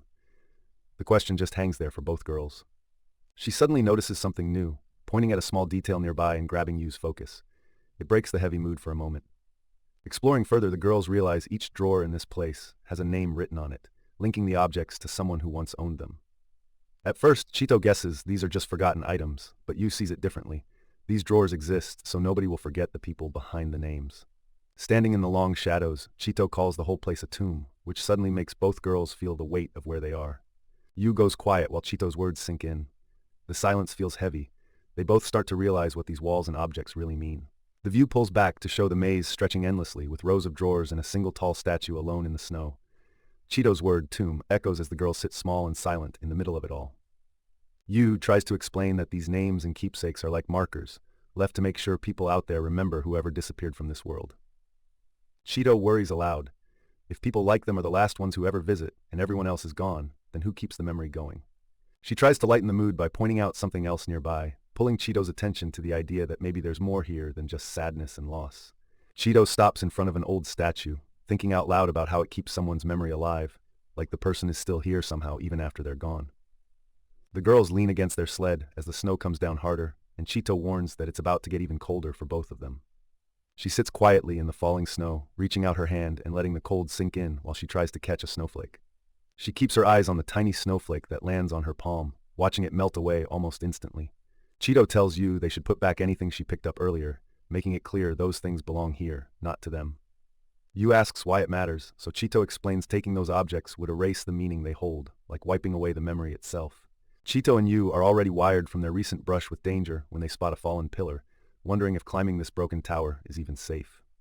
She gets more stressed thinking about all the hidden danger in these ruins, and Yu just tries to act like it's nothing, which only annoys Chito more. Yu tries to explain that she's gotten so used to living with danger, she can barely feel scared anymore, but this just leaves Chito baffled. They see the elevator outside is completely broken, so their only real shot is to climb up inside, even though this tower is much tighter than the last one. Chito thinks they're at least lucky to have an inside route instead of nothing, because it's very different from their last climb, but much safer than hanging outside. Yu says she'd rather risk this narrow pathway than trust another sketchy elevator, and Chito agrees, but she hesitates, feeling like there's more to say. She points out that even after all this climbing, it feels like they're stuck, just looping around and never making any real progress upward. They start doubting if they're even going the right direction, but Yu insists they're heading up, even while it feels like a hopeless repeat. Chito quietly misses those old days when wandering in circles felt safer, especially compared to how everything now seems so risky and unstable. Yu finally admits she's tired of this weird climb and just wants to get back to how things were before this mess. She points out how sketchy everything gets the higher they go, and teases Chito for always getting nervous, which really ticks Chito off. Yu asks Chito if being this scared even counts as living, making their already uncomfortable climb feel even heavier. Chito gets dizzy from spinning around the spiral and just rolls her eyes at Yu's comment, clearly done with the whole argument. Her head is spinning from all the looping, and Yu has to snap her out of it to keep her from losing focus halfway up the climb. Suddenly, the path up ahead is completely busted. Both girls freeze, realizing their only route could be gone. Chito and Yu catch sight of an opening that looks like an exit, but they can't tell if it's actually safe to try crossing over. They notice a shaky path someone else once built outside the spiral. Now they're faced with whether to risk this odd shortcut just to escape the endless climb. Chito leans against the railing and worries about trusting some random walkway, while Yu tries to calm her down by saying it should be okay. Yu starts teasing Chito about being scared, but Chito shuts her down fast. She knows the risks and doesn't want to hear it spelled out again. She braces herself and finally decides to move forward, even though the path ahead still looks dangerous. She and Yu steer their small truck onto the narrow, creaky ramp, holding their breath and hoping the path can hold up beneath them. The vehicle crawls up the twisting ramp, every bolt screeching as they move farther away from anything solid. Chito grabs the handlebars tight, watching the way ahead, while Yu checks for weak spots in the beamwork. The girls inch along the ledge, barely any room between them and the open air, so they keep going as carefully as possible.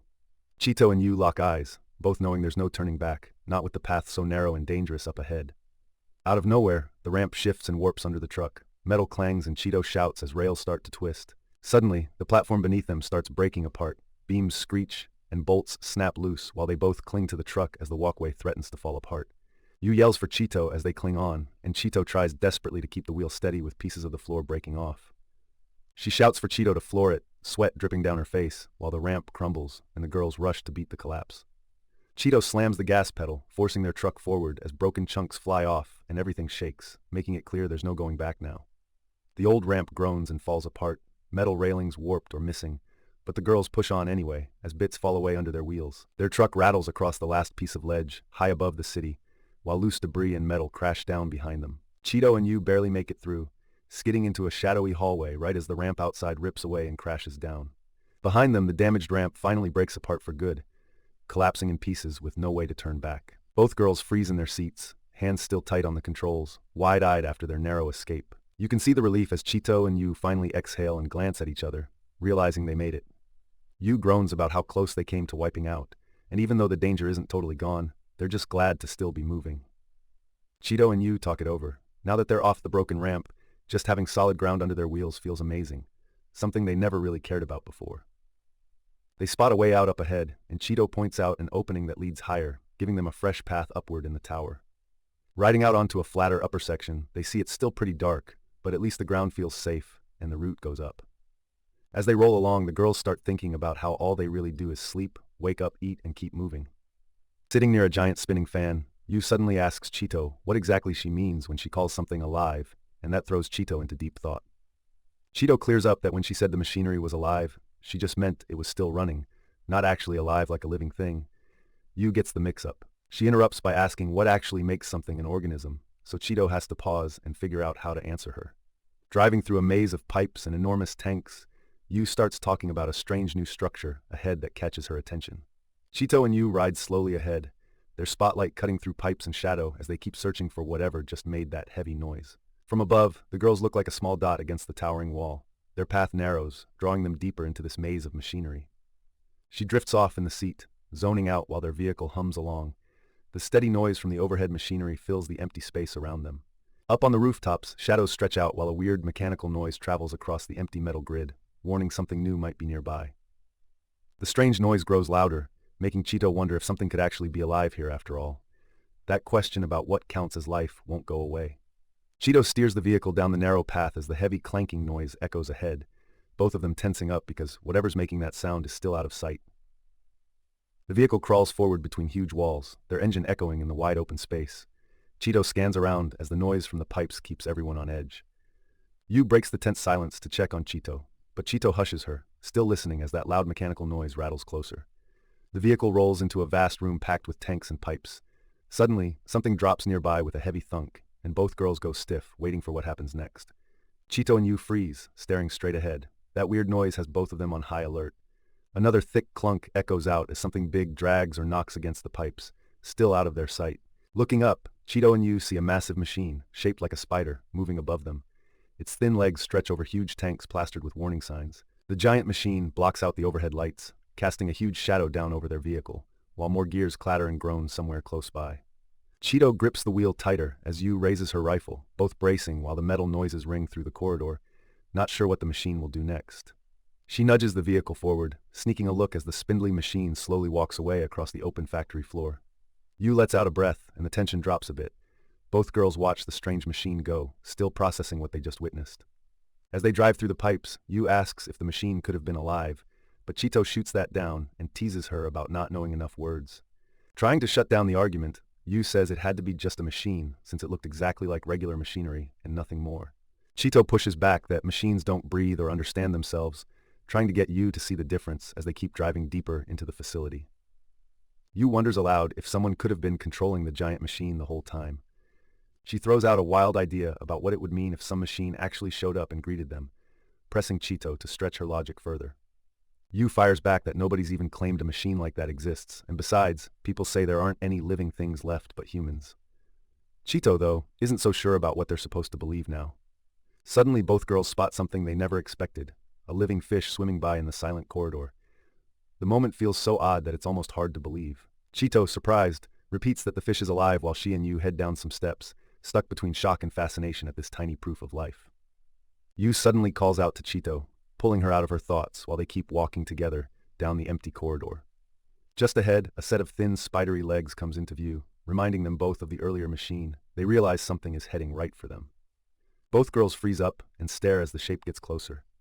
They're so shocked by what's coming their way that neither one manages to say anything. The machine steps out, faces them, and says hello. Both Chito and Yu stop in their tracks, completely shocked that it's actually speaking. Please support the official release. Yu kicks up a splash in the pool, delighted she can float on her back for once. Chito watches from the side, not sure about getting in. When Chito asks if Yu is okay, Yu groans about being tired and just wants to eat something. Ideally some fish. Her hunger kills the moment. Chito reminds her the fish aren't for eating, shutting down Yu's plan. Yu tries to argue, but Chito stands firm, putting an end to the idea. While Yu keeps complaining in the background, she refuses to give up on wanting fish. The food problem hangs there between the two of them. Suddenly, a voice from somewhere in the building jumps in and says, "The fish are under its protection and strictly off limits to anyone else." Yu realizes the voice is coming from a working machine, and Chito is clearly a little freaked that they're now talking to a machine in charge. Both girls stare at the machine, trying to figure out what it's supposed to be, while a fish swims quietly behind them. The machine introduces itself as the one in charge of this section, letting them know it's safe but still very much in control of everything here. Yu immediately says they should just grab the fish anyway and go for it. Chito asks if the huge machine they saw earlier was some kind of defense robot. Since they can't eat the fish, Chito asks the machine to explain the facility instead, and the machine agrees to show them around. The girls walk down a long hallway with the machine leading the way, their footsteps echoing as they head deeper into the silent facility. Yu tries one last time for the fish, saying she'd really like to eat some. The machine shuts her down right away and refuses to argue about it. Chito glances over to see Yu sulking, but this time Yu drops the subject and sits there defeated. Now the machine points out they're standing under the biggest water tank. Both girls look up, watching light dance across the water above them. Yu daydreams about swimming in all that water, wishing for a turn to dive in. The machine tells them the facility has 102 tanks total, but only 12 still work now, and just a single one actually has anything inside. Chito checks, so only the working tank has fish, while the rest are empty. The machine confirms, saying there are no fish left anywhere else here. They hear that the whole facility used to produce food fish on a massive scale, but since everything broke down, that's over. Now just one tank holds fish, and everything else is empty. The girls are told they're still free to use the other tanks however they want. Chito sits at the pool's edge, still clothed, while Yu plays in the water. Chito tries to chat, but Yu just keeps splashing. Yu wonders if the fish they saw earlier came from this place, but Chito warns her not to turn swimming time into another mess. Chito says if they keep messing around in the water, it's going to get dirty fast, snapping Yu out of her fun. Yu gets wrapped up in her wet clothes trying to change, calling for help, while Chito sits calmly in the pool, not rushing over. Chito rambles about how people split off from the earth like it used to be one big living thing, still half floating and out of it in the water. It keeps going, saying humans disrupted the way energy cycles through water and air by building huge artificial systems. That shift changed things for good. She explains that cities like these were made to keep the environment steady for people, depending completely on machines to keep everyone alive. She adds that all anyone can do now is keep patching up what little is left, just enough to hold the city's shell together. She brushes off the deeper meaning behind their routine, figuring they're just fixing what they can, even if nobody else is around these days. Yu splashes around, trying to get Chito to join her, while one voice wonders how Yu can swim so easily compared to the rest of them. She jokes about swimming without underwear to be more comfortable, but Chito clearly feels weird about that, especially with someone or something else nearby.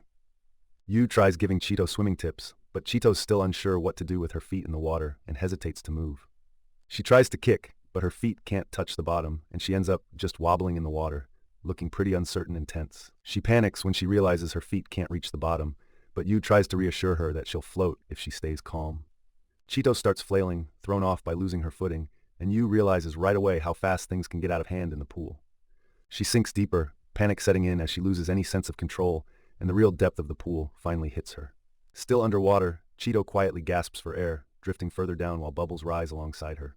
As she floats beneath the surface, Chito flashes back to a dream that felt just like this, scared but oddly calm at the same time.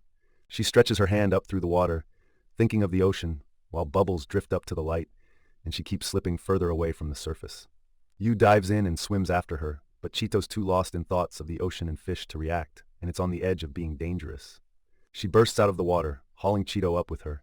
Chito coughs and gasps for breath while Yu checks if she's okay, snapping her out of her haze.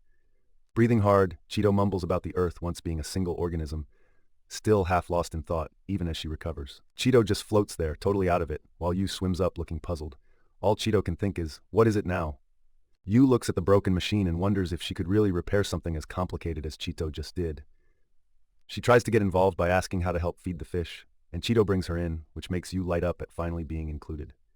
Chito lays out the job. They still need to feed the fish 5 more pieces, so Yu jumps in to help, trying to follow Chito's instructions exactly. Yu brings up the idea of befriending the giant fish, but Chito shuts it down by reminding her that this thing is a predator, and probably too dangerous for that. She gets caught up thinking how great it'd be to take the fish along with them as they travel. As Yu rambles about taking the fish with them, she starts drifting off to sleep. Chito, worn down, decides they need to find somewhere warmer to rest for the night. Yu wonders if the machine really seems alive, while Chito explains it's just made to look that way so people feel attached to it. They slide into a gap between pipes, searching for a warm and safe place in the dark factory. Under a big pipe, the girls finally settle in, soaking up the leftover heat that makes the spot almost comfortable. Chito and Yu are just getting cozy when the water in the fish tank suddenly starts bubbling. Something is definitely wrong nearby. They try to nap as the pipe's warmth helps them relax, and for a moment, everything seems peaceful. A loud, strange noise jolts them awake. Chito sits up, confused and tense, as the sound echoes through the factory. Chito rubs her head and tries to figure out where the clattering is coming from since it keeps getting louder. Something nearby is moving fast. Mechanical debris drops from above and the noise grows. Chito reacts quickly, waking Yu as the tension spikes. Yu gets excited when she spots the huge machine causing the chaos. Above them, the robot arms keep moving, breaking down the old structures. The girls watch as more of the place is marked to be scrapped. Chito and Yu realize the machine is dismantling the area, and things are about to get worse for them. She wonders out loud if these breakdowns and wrecks are just another part of how things change over time, like evolution, but more brutal. Yu thinks maybe the destruction all around them is just how life pushes forward, and she feels like this could make sense if Chito paid attention. Then Yu throws out a new idea: they should rescue the fish. Chito is caught off guard, and now that's their next challenge. Chito looks up at the wreckage and quietly admits she has no way to fix something this broken, since it's just beyond her. Yu starts to suspect she might be the one to turn things around, feeling like she has a real shot at saving the fish if she pushes herself. She jokes about eating the fish, but Chito admits the real reason she wants to save it just hit her out of nowhere. Chito tries to sort out her feelings, thinking it might just be simple sympathy for the fish, nothing more complicated. They go over their supplies and realize they've collected about half the explosives from earlier floors, figuring it should be enough to use against the machine. Yu suggests sticking explosives right onto the machine to bust it up inside and finally put a stop to its work. She eyes the catwalk above, planning out how to reach the machine's back. Chito stays worried that this stunt could be too risky. Chito doubts saving the fish will really change much, but she can see how important it is to Yu, so she agrees to go along with the plan anyway. Yu brings up the idea of blowing up the big machine. Chito hesitates and wonders if that would count as killing it. Chito stops to think about how the fish is alive and starts to feel like saving it really does matter for both of them. She thinks about how she can relate to the fish and the machine, even though they don't talk back. She remembers times when even things like machines and cities felt as alive as people. She moves into place, focused on timing things right so they save the fish before time runs out. She calls the machine a huge guy and quietly apologizes, knowing what comes next might destroy it for good. She makes her way up the shaky catwalk, pushing herself forward even though she can feel how flimsy it is. She darts across the thin bridge, rushing over the machine as the whole thing rattles under her boots. Holding tight to her bag, Chito checks the machine overhead and waits for Yu's signal to go. She sets off the explosives and the machine bursts apart, filling the empty hall with flying chunks and noise. The explosion rips the machine and nearby walkway to pieces, dropping wreckage everywhere and leaving only dust behind. She admits out loud that everything ends, but she's glad she and the fish get at least a bit more time. Looking at what's left of the city, the girls agree that all things, people, machines, even these ruins, will break down sooner or later. Chito and Yu start to wonder if the real mark of life is simply that it ends. Maybe things just feel alive because they don't last forever. She thinks about this and nods, standing with Yu in the middle of all the ruins while they let the idea sink in together. They look at the broken machine and wonder if fixing it, after saving the fish, would really count as changing anything or just repeating the same cycle. Both admit the structure is too busted to bring back. Chito quietly says she can't fix what's already gone and realizes she just has to accept it. Yu points out Chito can't fix things, only patch them up, and Chito admits all she can really do is stop things from breaking worse. Sitting next to Yu, Chito points out that even progress has limits. After the city fell, the people who lived here disappeared for good. She notes that if nothing new can come from all this loss, then maybe that's the true end, and Yu quietly agrees. As they watch the fish swim away, the girls admit they'd be happy if both fish and people could stick around for a lot longer. The two hop back on their ride and head off, the sound of their engine echoing through the empty ruins as they move on to whatever comes next. Chito and Yu roll up in their vehicle, stopping as a heavy gate marked A5 slides open for them, making it clear they're heading somewhere unknown. They guide the bike through the opening, slipping inside as overhead shadows stretch over the empty floor and the outside light starts to fade. The big door slams shut behind them with a loud echo, locking the girls in and cutting them off from anything outside. Inside, the place is huge with strange rails and scattered machines. Every sound bounces off the walls, making them feel even smaller and more alone. Yu wanders over to check out a wall while calling out to Chito. Chito stays put, both of them eyeing the odd machines and the giant empty area around them. She calls Chito over to check out the massive, mysterious facility, and both girls are left staring up, wondering what all this machinery was actually for. Suddenly, the room goes dark as the lights cut out again, leaving both Chito and Yu standing there uneasy, surrounded by shadows and not sure what to do next. The girls sit on a bench, surrounded by wrecked stuff. The silence drags on until Yu admits she's bored, her voice showing just how stuck they are. Chito taps her fingers quietly as Yu just sits there, both waiting for something interesting to happen instead of this long, awkward pause. She glances sideways at the mess of broken boards and worn-out gear. With nothing happening, it feels like even time itself has stalled out for them. She breaks the silence by suggesting they check out the front of the train, and Chito gets up to follow her lead. As they move forward, something suddenly catches Yu's eye, and Chito immediately wants to know what she saw. Yu tries to put it together, pointing out they're technically traveling much faster than usual since they're driving their bike on a moving train, and Chito just nods along. She gets all hyped, thinking they're now going twice as fast, but Chito quickly sets her straight and points out the math doesn't quite add up that way. She stops to think about the real explanation, realizing there's something a lot more odd about how they're moving. Yu starts to wonder how fast they're really traveling right now. She blurts out this goofy idea. Maybe they're moving so fast they could circle the whole planet in a single day, which leaves Chito kind of staring at her. Yu tries to figure out Chito's logic, and it hits her. Just by moving every day, it's like they've been circling the planet over and over. She laughs at the thought, because thinking about all that endless movement suddenly seems pretty wild to her. Yu's eyes go wide as their ride passes under a giant machine that's crashed into the ceiling, showing them just how wrecked and strange this place can get. Chito notes they're seeing broken machines more often, and makes a quick check to see if this one is completely useless too. Yu calls the broken machine a corpse, and noticing its boxy shape, she says it feels like the graves they passed earlier. Chito keeps thinking about where this journey even leads, but Yu spots something weird stuck on the train and gets Chito to come look. She finds a strange device and recognizes it as a clock, but wonders why anyone would leave a clock here of all places. Yu admits she can't really read clocks anymore, and Chito isn't sure it matters since they can't even tell real time underground. She wonders if this clock moves faster than the planet turning, but Chito shakes her head and explains it just shows how the hands move while the earth spins on. She sums it up. Time keeps moving and the world keeps spinning, even if it feels like they're stuck here. Yu is eager to get going and tries to hurry things along, but Chito still wants to wait a little while before moving out. She tries to speed things up, but Chito tells her rushing won't change anything. They're stuck moving at the train's pace, no matter what. Yu tries to justify rushing, but Chito pushes back, pointing out that hurrying won't actually get them anywhere in this weird, endless city.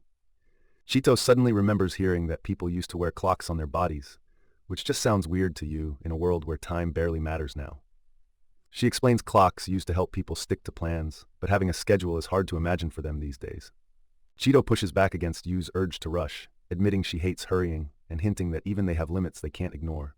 Suddenly, the train stops with a jolt, catching both girls off guard. Chito looks around and tries to figure out what happened. The two sit quietly, checking out the place where the train stopped. Chito wonders if this is actually their destination. Yu jumps up, wanting to leave right away, but Chito makes her wait a second before they do anything else. Spotting a line of blinking lights, Chito figures out they're just at one of many stops, and there are more stations coming up. They both realize they're not at the last stop yet, so the journey keeps going. Chito circles back to earlier, starting up their talk about time again and what it ends up meaning for them. She points out they really do have time limits, mostly because of food, so they decide to keep moving as long as they've got supplies left. Chito calls the plan flexible, and both girls agree to just follow the tracks wherever they go next. Chito glances over the empty waste and admits it feels like they've traveled a long way, but she suddenly notices Yu has gone quiet. Yu relaxes on the vehicle and says she hears something strange. Chito wants to know what kind of sound it is, honestly curious but cautious. She pulls out a weird, boxy device she found, saying it sometimes makes odd noises, which leaves Chito confused and a little suspicious about it. Yu pulls out the odd device she grabbed from the graves, Chito immediately warns her it might be cursed since it belonged to someone who died. She tries to laugh it off, saying the dead can't bother them if they don't have weapons, as if that means they're fine. The girl's vehicle clatters through the ruins, filling the quiet with the echo of treads, while they both get lost in their own thoughts about what could go wrong. As they keep rolling, Chito looks away, uneasy, while Yu keeps messing with the machine, and a heavy silence settles between them. As they roll through the shadowy ruins, Yu tries to describe the strange noise. She says it's kind of like voices, but with a weird, steady rhythm. As the device lets out a strange melody, Yu wonders if it might actually be playing a song and asks Chito about it. Yu tries to mimic the strange noise and suddenly realizes it's not just random, it's music made with people's voices, surprising both of them. Chito asks for a closer look at the machine, and Yu hands it over. Both girls focus hard on the device, trying to figure out what makes it special. Yu tries to guess what the strange device is, thinking it must pick up waves or something, but all Chito can say is the sound just felt sad. She turns the question on Chito, wanting to know if music really can make someone feel sad, for no obvious reason. Chito says she honestly doesn't know how it works, but the strange music from the device does make her feel a little sad deep down. She adds that sometimes random things, even the sound of rain, can make her happier, though she doesn't really get the reason for any of it. Chito starts to figure maybe music has an effect just because of its rhythm, and Yu suggests that could be why it changes how people feel. She pauses, thinking out loud that even basic sounds have rhythm, but she still isn't sure if that's enough to explain why music feels special. Yu comes back to the idea that maybe the machine uses waves like light or radio, trying to get Chito to explain more about her earlier guess. Chito admits she's pretty lost on the science, but knows waves can show up both in sounds and light. They keep talking as they slowly bump along. She hesitates when Yu asks if light cheers her up, admitting she's not really sure if things like streetlights actually make her feel happier inside. Ahead of them, a giant machine towers over the ruins in the darkness, making Chito and Yu seem extra small as they push forward across the abandoned city. Under the huge piece of machinery, Yu admits she just wants to see sunlight again soon, and Chito quietly agrees, both of them missing the sky after being below ground for so long. Chito realizes they actually have no idea how far the train took them, since they've been wandering through random buildings for ages. She figures their only real hope is to get back up to the surface, but Yu pushes back, unsure how they'd even manage that in this maze. She repeats Chito's suggestion about getting up to the surface, still trying to wrap her head around how they're going to pull that off.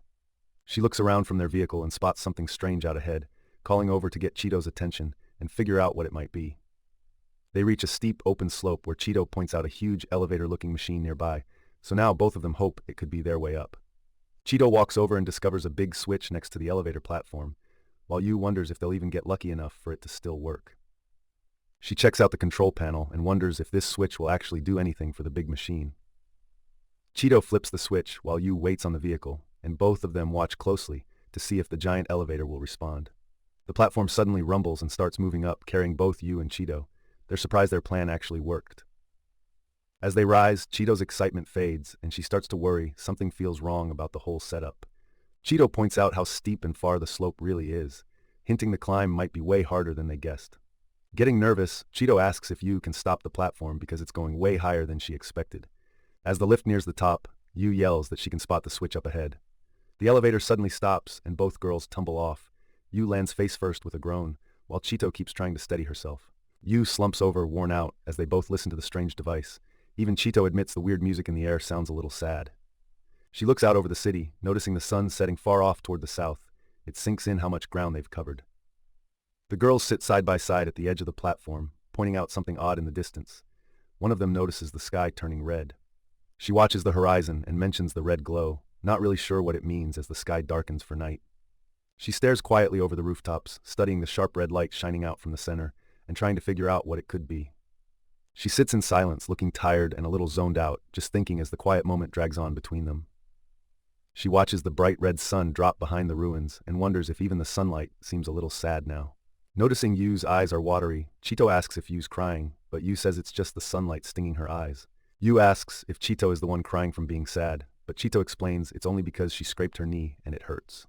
Chito and Yu stand at the edge of an enormous crater ripped through the city, trying to figure out what could have caused such massive damage. While Yu checks her own hair, she shrugs off the mess and decides fixing it any further just isn't worth it, especially since they're out here alone. Chito comments on Yu's wild hair, but the two both seem to agree it's really not a big deal with everything else going on around them. She points out that, at least after their cleanup, they look a little less grimy, which is about the most they can ask for today. Yu tries to laugh it off, joking that she might have made her haircut even worse. Gazing down, Chito wonders aloud if the hole even has a bottom. The city feels even bigger and stranger, with that mystery hanging over them. They step closer and spot busted-up weapons everywhere. Yu points out the mess, and Chito starts to wonder if a huge fight broke out here long ago. As they both pause, Yu asks if this whole pit might have been blasted open in that battle, but Chito just hums, still unsure what to believe. Thinking it over, Chito figures maybe the hole was made on purpose, set up for battle gear and platforms instead of being just accidental destruction. Chito figures maybe this giant hole was dug way before any battles happened, so now they're both wondering what really made it in the first place. She tries to piece things together, guessing someone built the city around this massive old hole after some battle, and that's just how it stayed. They come across a giant leaking water tank, surprised to see it still working. For a moment, they feel hopeful something useful might still exist among the ruins.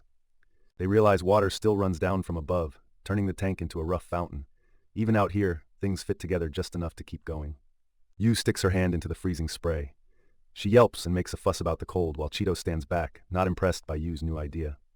Now both girls are soaked from Yu's stunt. Chito looks annoyed, while Yu stands there dripping. Chito starts shivering, finally snapping to mention that messing with freezing water was a bad idea, and now they both have to deal with it. Their boots are soaked, and they splash through icy puddles as they walk away, which makes every step forward a miserable chore. Trying to lighten things up, Yu suggests saving their food until they reach the center of the hole, so getting to the middle becomes their new goal for now. Chito and Yu sit down between broken cannons and piles of metal, taking a break to breathe and look at all the wreckage around them. While eating, Yu points out that most of the stuff they could use to cook potatoes is gone. That part of their journey isn't coming back. They keep walking through the wrecked artillery, bundled up and dragging themselves along, still trying to make sense of the ruined city, stretching all around them.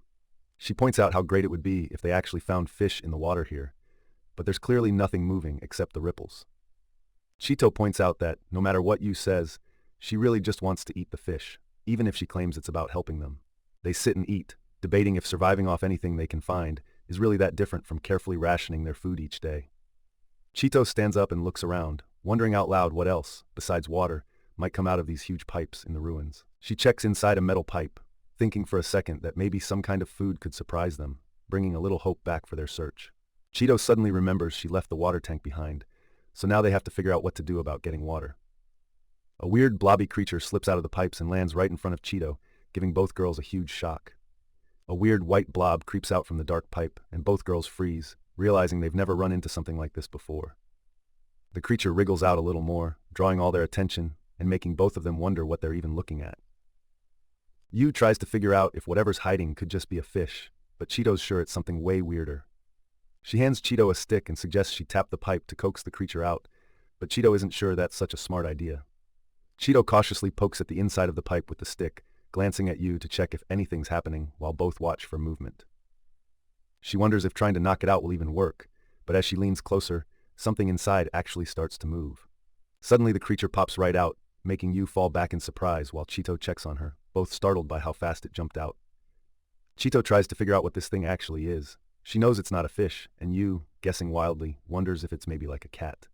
Yu gets excited and wants to eat the ration right away, but Chito stops her and tells her to wait before doing anything.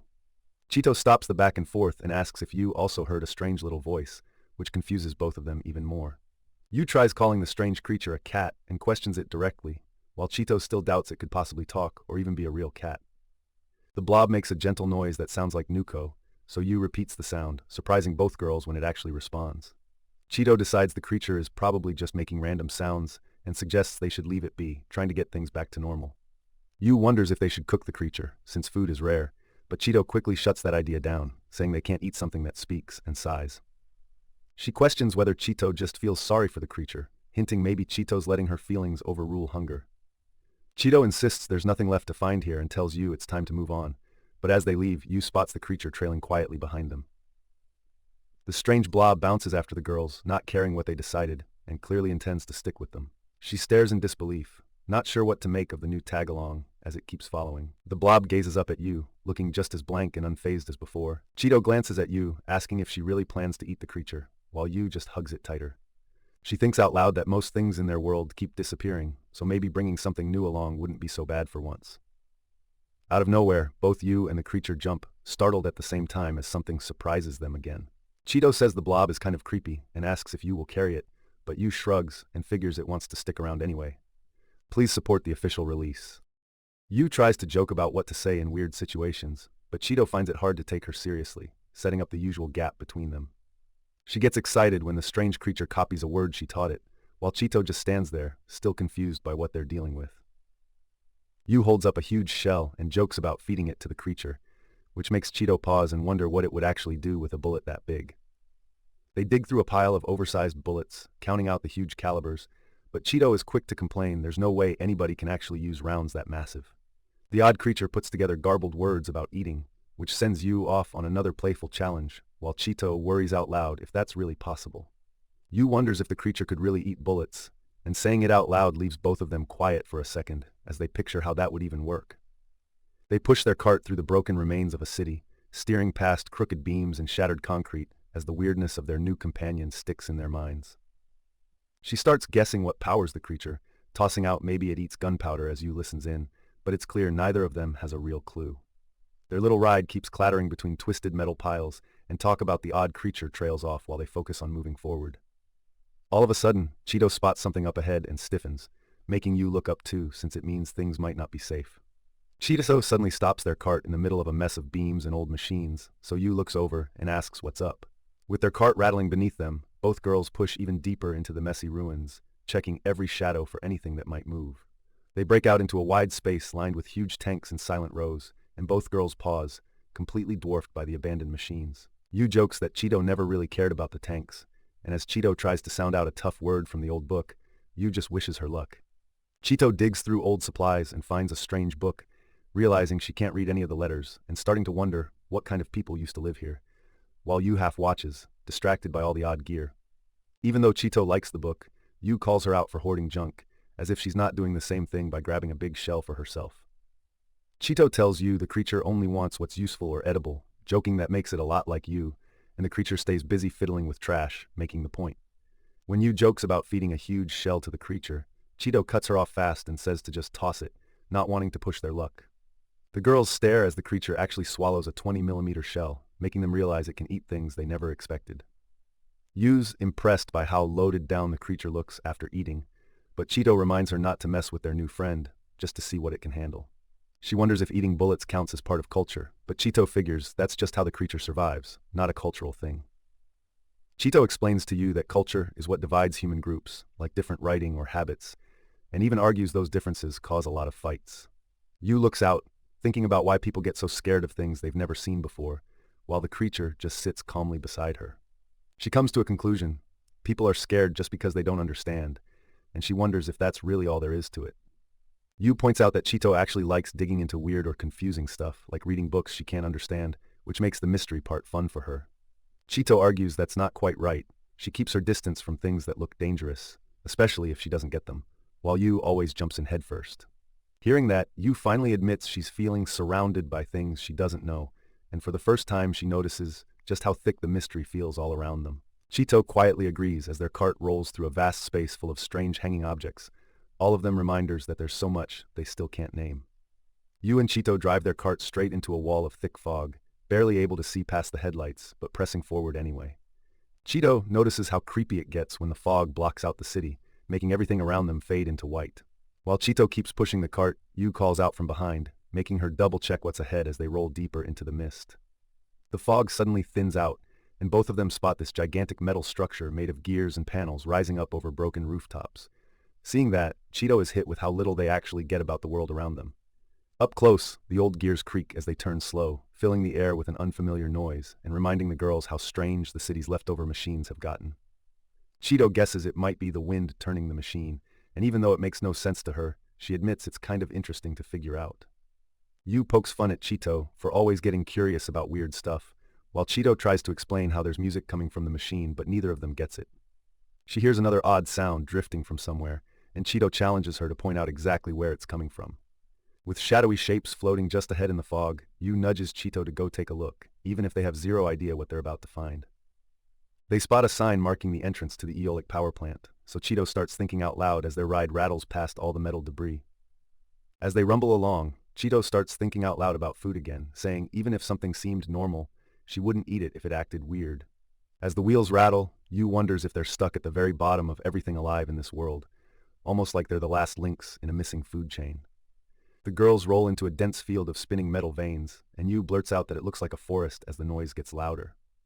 Staring up at all the machinery, Chito remembers pictures of green forests from old books, places that felt alive and full.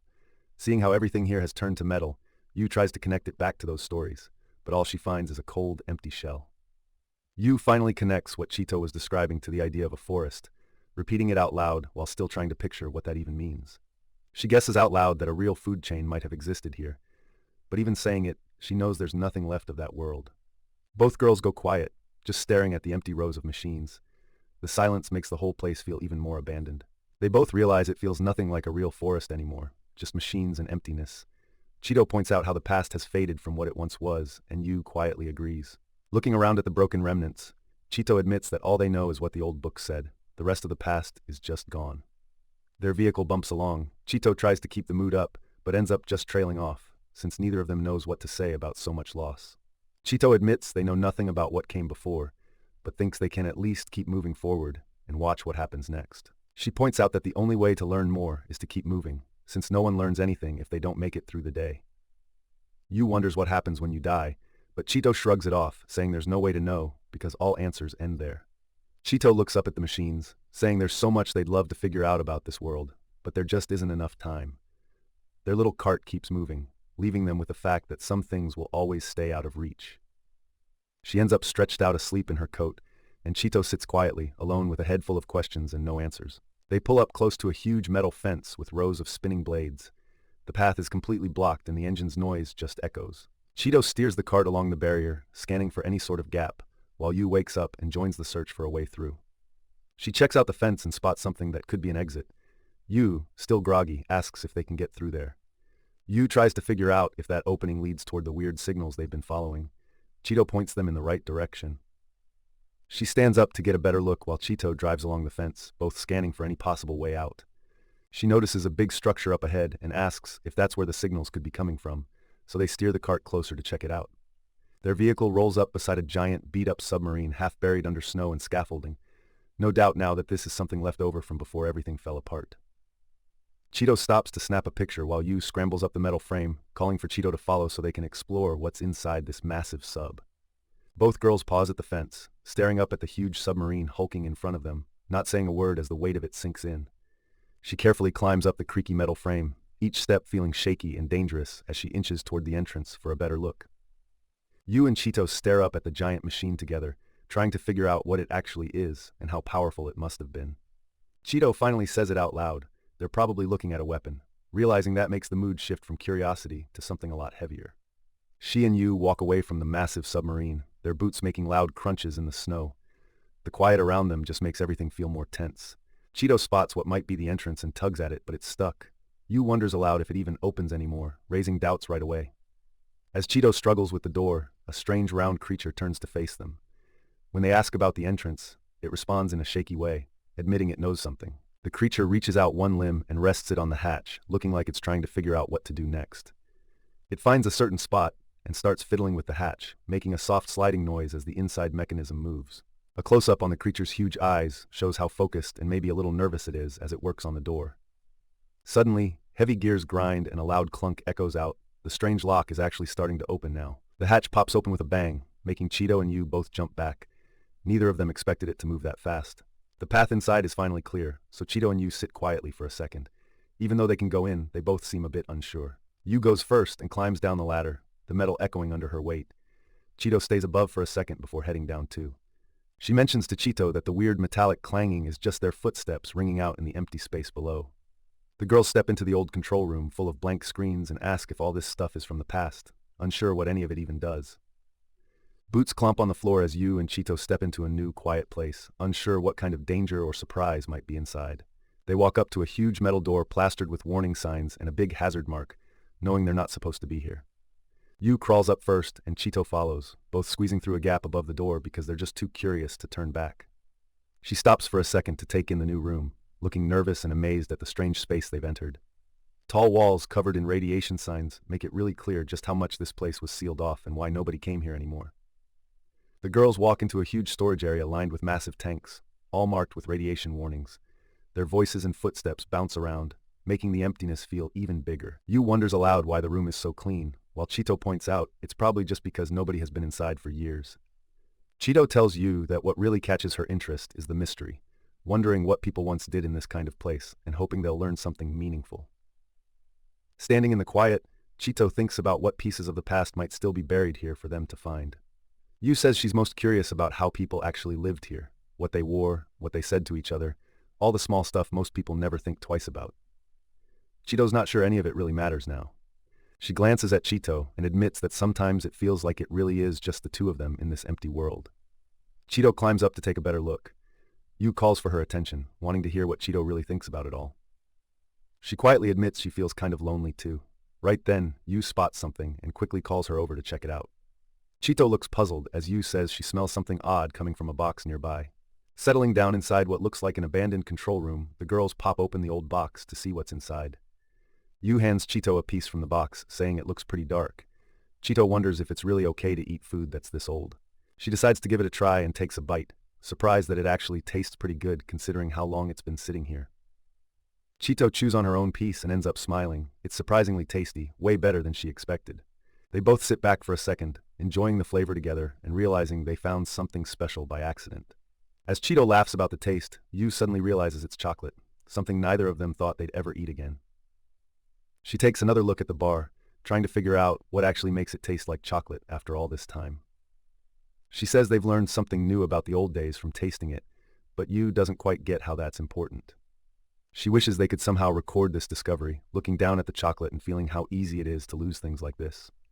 Suddenly the screen in the background blinks to life, catching Yu off guard as random letters start scrolling across. She didn't expect any reaction from those controls. Chito notices the letters moving on the monitor and tells Yu something is connecting. Yu stares, confused by the sudden technology springing to life. She finds a bunch of old photos and calls Yu over. They huddle together, surprised to see snapshots of people and rooms left behind from way back when. While sorting through the stack, Chito realizes they never took their own pictures before. One photo freezes her, a shot of Kanazawa, the mapmaker they traveled with once, standing next to a woman neither of them recognize. Both girls get quiet, letting it sink in that Kanazawa had a different life than they knew. More of the pictures show just the same woman, always alone. Chito guesses these must be Kanazawa's photos, little pieces of his lost past, quietly saved in this room. The video keeps playing and Chito just stares as the girl in the recording mentions how whoever they're talking about was found alone in the end. Yu gets excited by a huge wall of organized folders and wants to dive in, but Chito stops her before she tears through everything in her usual rush. They both look up as the wall of folders suddenly slides open, making a burst of paper flapping sounds that makes the place feel strangely alive. Chito is stunned by just how many faces and memories these photos hold, suddenly aware that people once filled these rooms, and she can't believe how much a camera captured. She leans closer, scanning each photo and trying to take in how much of the past was saved right here. Out of nowhere, the monitor lights up and glitches, startling Chito with a sudden buzz and pulling her focus to the screen. Chito and Yu watch, surprised, as the faded screen starts playing a video from years ago, where a group is giving an update about their machine experiment. The girl in the old video introduces the machine on display, explaining it by name and saying it was just a sample model they had on hand. The recording goes deeper. She explains they had to add special programming for productivity, and the design had to survive tough checks. Yu points out the people in the video are about their age, which really hits Chito. Chito and Yu keep watching as the old recording complains that things were supposed to work out. Yu asks if Chito's learning anything from all these old files, and Chito admits she's picked up a bit, even if Yu's only thinking about snacks. Chito thinks out loud that maybe it's always just been her and Yu, realizing how isolated they really are as she touches the old display. As the video shows a family joking and cheering up their kid, Chito starts to see how daily life once looked, real routines, not just survival, and it changes how she thinks about the past. Chito and Yu watch quietly as the family in the old video laughs and shares fries, finally realizing that people before them weren't as lonely as they seemed. Right from the start, Chito notices the strange cat-like creature is gone again, and gets uneasy not knowing where it went. While messing with the old radio, Chito wonders out loud how the creature manages to get it to talk to them at all. She starts to ask the creature where it's been, but stops when she spots its tail poking out of the shadows nearby. When Chito gets closer, she realizes the animal looks way bigger than before, and isn't sure if it just changed, or if she's misremembering. Suddenly, Chito sees another creature that looks almost the same, leaving her confused about how many of these things there actually are. Still clutching the radio, Chito blurts out in shock. Right in front of her eyes, the original cat creature grows huge almost instantly. Yu, who was out of sight, reappears looking startled as she tries to figure out what's happening between Chito and this creature. Her eyes go wide. Something about this growing creature and the weird vibe of the whole scene makes Yu freeze. All at once, Yu shouts Chito's name, panicked now that Chito is directly in front of the giant creature's open mouth. With no time to move, Chito gets swallowed whole by the creature, leaving Yu totally stunned. The creature swallows loudly, and a frozen Chito realizes in horror that Yu is now trapped inside. She just stares ahead, not really processing what just went down. A heavy silence hangs over everything as Chito's mind goes hazy, the reality sinking in that Yu is gone now. The giant creature slithers off with Yu inside, and Chito just sits there, feeling tiny and powerless to do anything. Cautiously, Chito steps closer to the dark doorway, hoping for some sign of Yu, but only finds emptiness. She drops to the ground, overwhelmed by how fast all of this happened and stunned. She really lost Yu like that. Panic creeps in deeper as Chito's eyes swirl and she starts to realize just how helpless she feels right now. Breathing out hard, Chito wipes sweat from her face and fights to get her mind focused and do something about it. She yanks her helmet down, forcing herself to shake off the fear so she can actually do something to help Yu. Hands shaking, Chito grabs a sword and tells herself that Yu must still be okay inside since there hasn't been enough time for anything worse. She plants her feet, squeezes the sword tighter, and tries to steady her nerves for whatever comes next. Staying alert, Chito scans the area and keeps the sword ready, torn between fighting and trying to talk things out. She freezes when the creature suddenly shows up again, tense and uncertain about whether she should make a move or hold back. She calls out to the creature and flat out asks if it plans to eat her too, testing if it will come after her or maybe respond somehow. The creature just shakes, making no move to speak, and Chito remembers it needs the radio, the one Yu had, to really communicate. Grabbing the smaller animal, Chito wonders out loud if using it as a go-between might help her reach the bigger one and get Yu back. She creeps toward the doorway, sword in hand, annoyed that she can't simply command the creature, since it probably doesn't understand a word she's saying. She mutters that maybe the cat creature was harmless when it was small, but warns that as they grow, these things might actually turn on humans. The stress finally catches up, and she stumbles and falls, nerves shot. She gets up despite the ache, shakes off her hesitation, and pushes ahead. She knows Yu needs her right now. She sits quietly inside the creature's body, looking blank and unsure what will happen to her next. Chito pushes open the heavy hatch and scans the snowy field, spotting Yu's head sticking out from inside the strange creature across the way. She freezes in shock, relieved to see Yu alive but totally lost on what to do now. She lights up with relief and waves her arm free from inside the creature, calling out to Chito. She tries to wriggle out, and then the creature just spits her up with a blast of movement. She shouts Yu's name and scrambles forward, hoping to catch her as she's thrown out. She shoots out of the creature's mouth and rolls awkwardly across the snowy ground. She crashes straight into Chito, knocking them both over as Chito tries to hold her up. Chito hugs Yu close, asking if she's okay, totally shocked that Yu is somehow fine after being inside the creature. Yu admits she probably could have tried harder to escape, but says the creature didn't hurt her at all. It doesn't eat live people. The girls realize the creature is speaking through the ship's radio, letting them know it can understand their words even though it can't actually talk. Over the radio, the creature finally explains the truth. The one they met is just a young one who got separated from its group. The creature admits this whole situation is pretty unusual, hinting it doesn't really expect things to play out like this either. It goes on to say their kind can only talk when they're nearby, which is why things got so messy before they met. The creature stretches its strange body, showing off how it communicates. Musical notes seem to fill the air as part of its message. Now it's clear, the creature uses music and sound to send messages, and the girls get how it's been trying to reach out. Chito and Yu watch closely, realizing just how many different ways the creature tries to connect with them. She finally cuts in and asks straight out what the creature is, and why it needed to swallow Yu just to take that tiny machine. The creature explains that old machine held a lot of energy it needed, saying it eats unstable heat sources and breaks them down safely inside itself. It remembers last time they didn't finish their job because everyone fell asleep. Now the creature says things are almost done. The Earth's long life is ending, and Yu and Chito realize this meeting is part of something way bigger. The creature says their role in the city is ending, and warns that the city will start falling apart when they're gone. Yu finally asks if anyone else is still left in the city, while Chito stands by, both of them tense as they wait for the answer. The mushroom creature explains they've checked most of the city, but don't know if any other humans are still around. Chito tries to comfort the small creature on her shoulder, telling it not to worry as she gets ready to hand it back. The tall creature leans down, ready to collect the little one from Chito's care. The small creature clings to Chito's collar and won't move, clearly nervous about leaving her.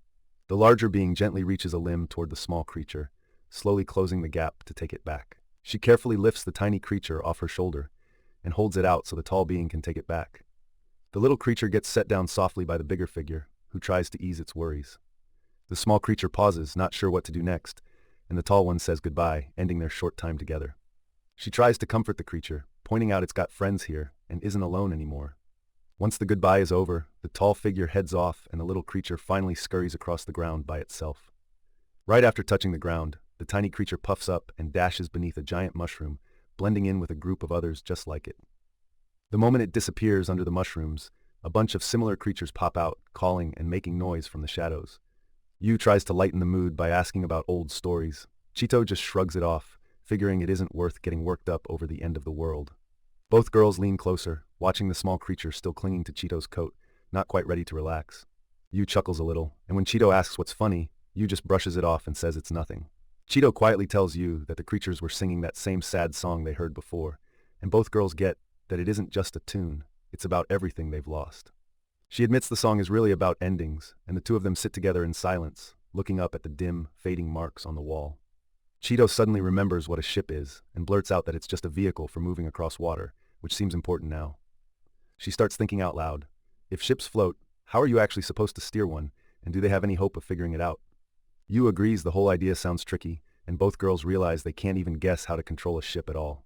They look around and see only ice.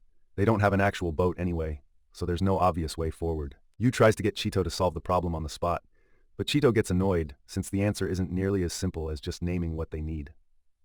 Chito points out that even if they tried something like melting ice and using a ship, they'd burn up all their fuel way too fast, so that's not happening.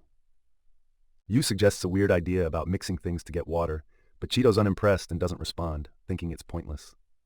Chito bluntly says mixing their water with something gross just makes a mess, and even in survival mode, that crosses a line for her. She tells Yu to drop it and focus on real solutions, still muttering under her breath about how annoying the whole conversation is. They come up against a barrier or trench that blocks their path, so the journey stalls out. Stuck at the edge, Chito realizes there's no way across, so she decides they have to double back and look for another path.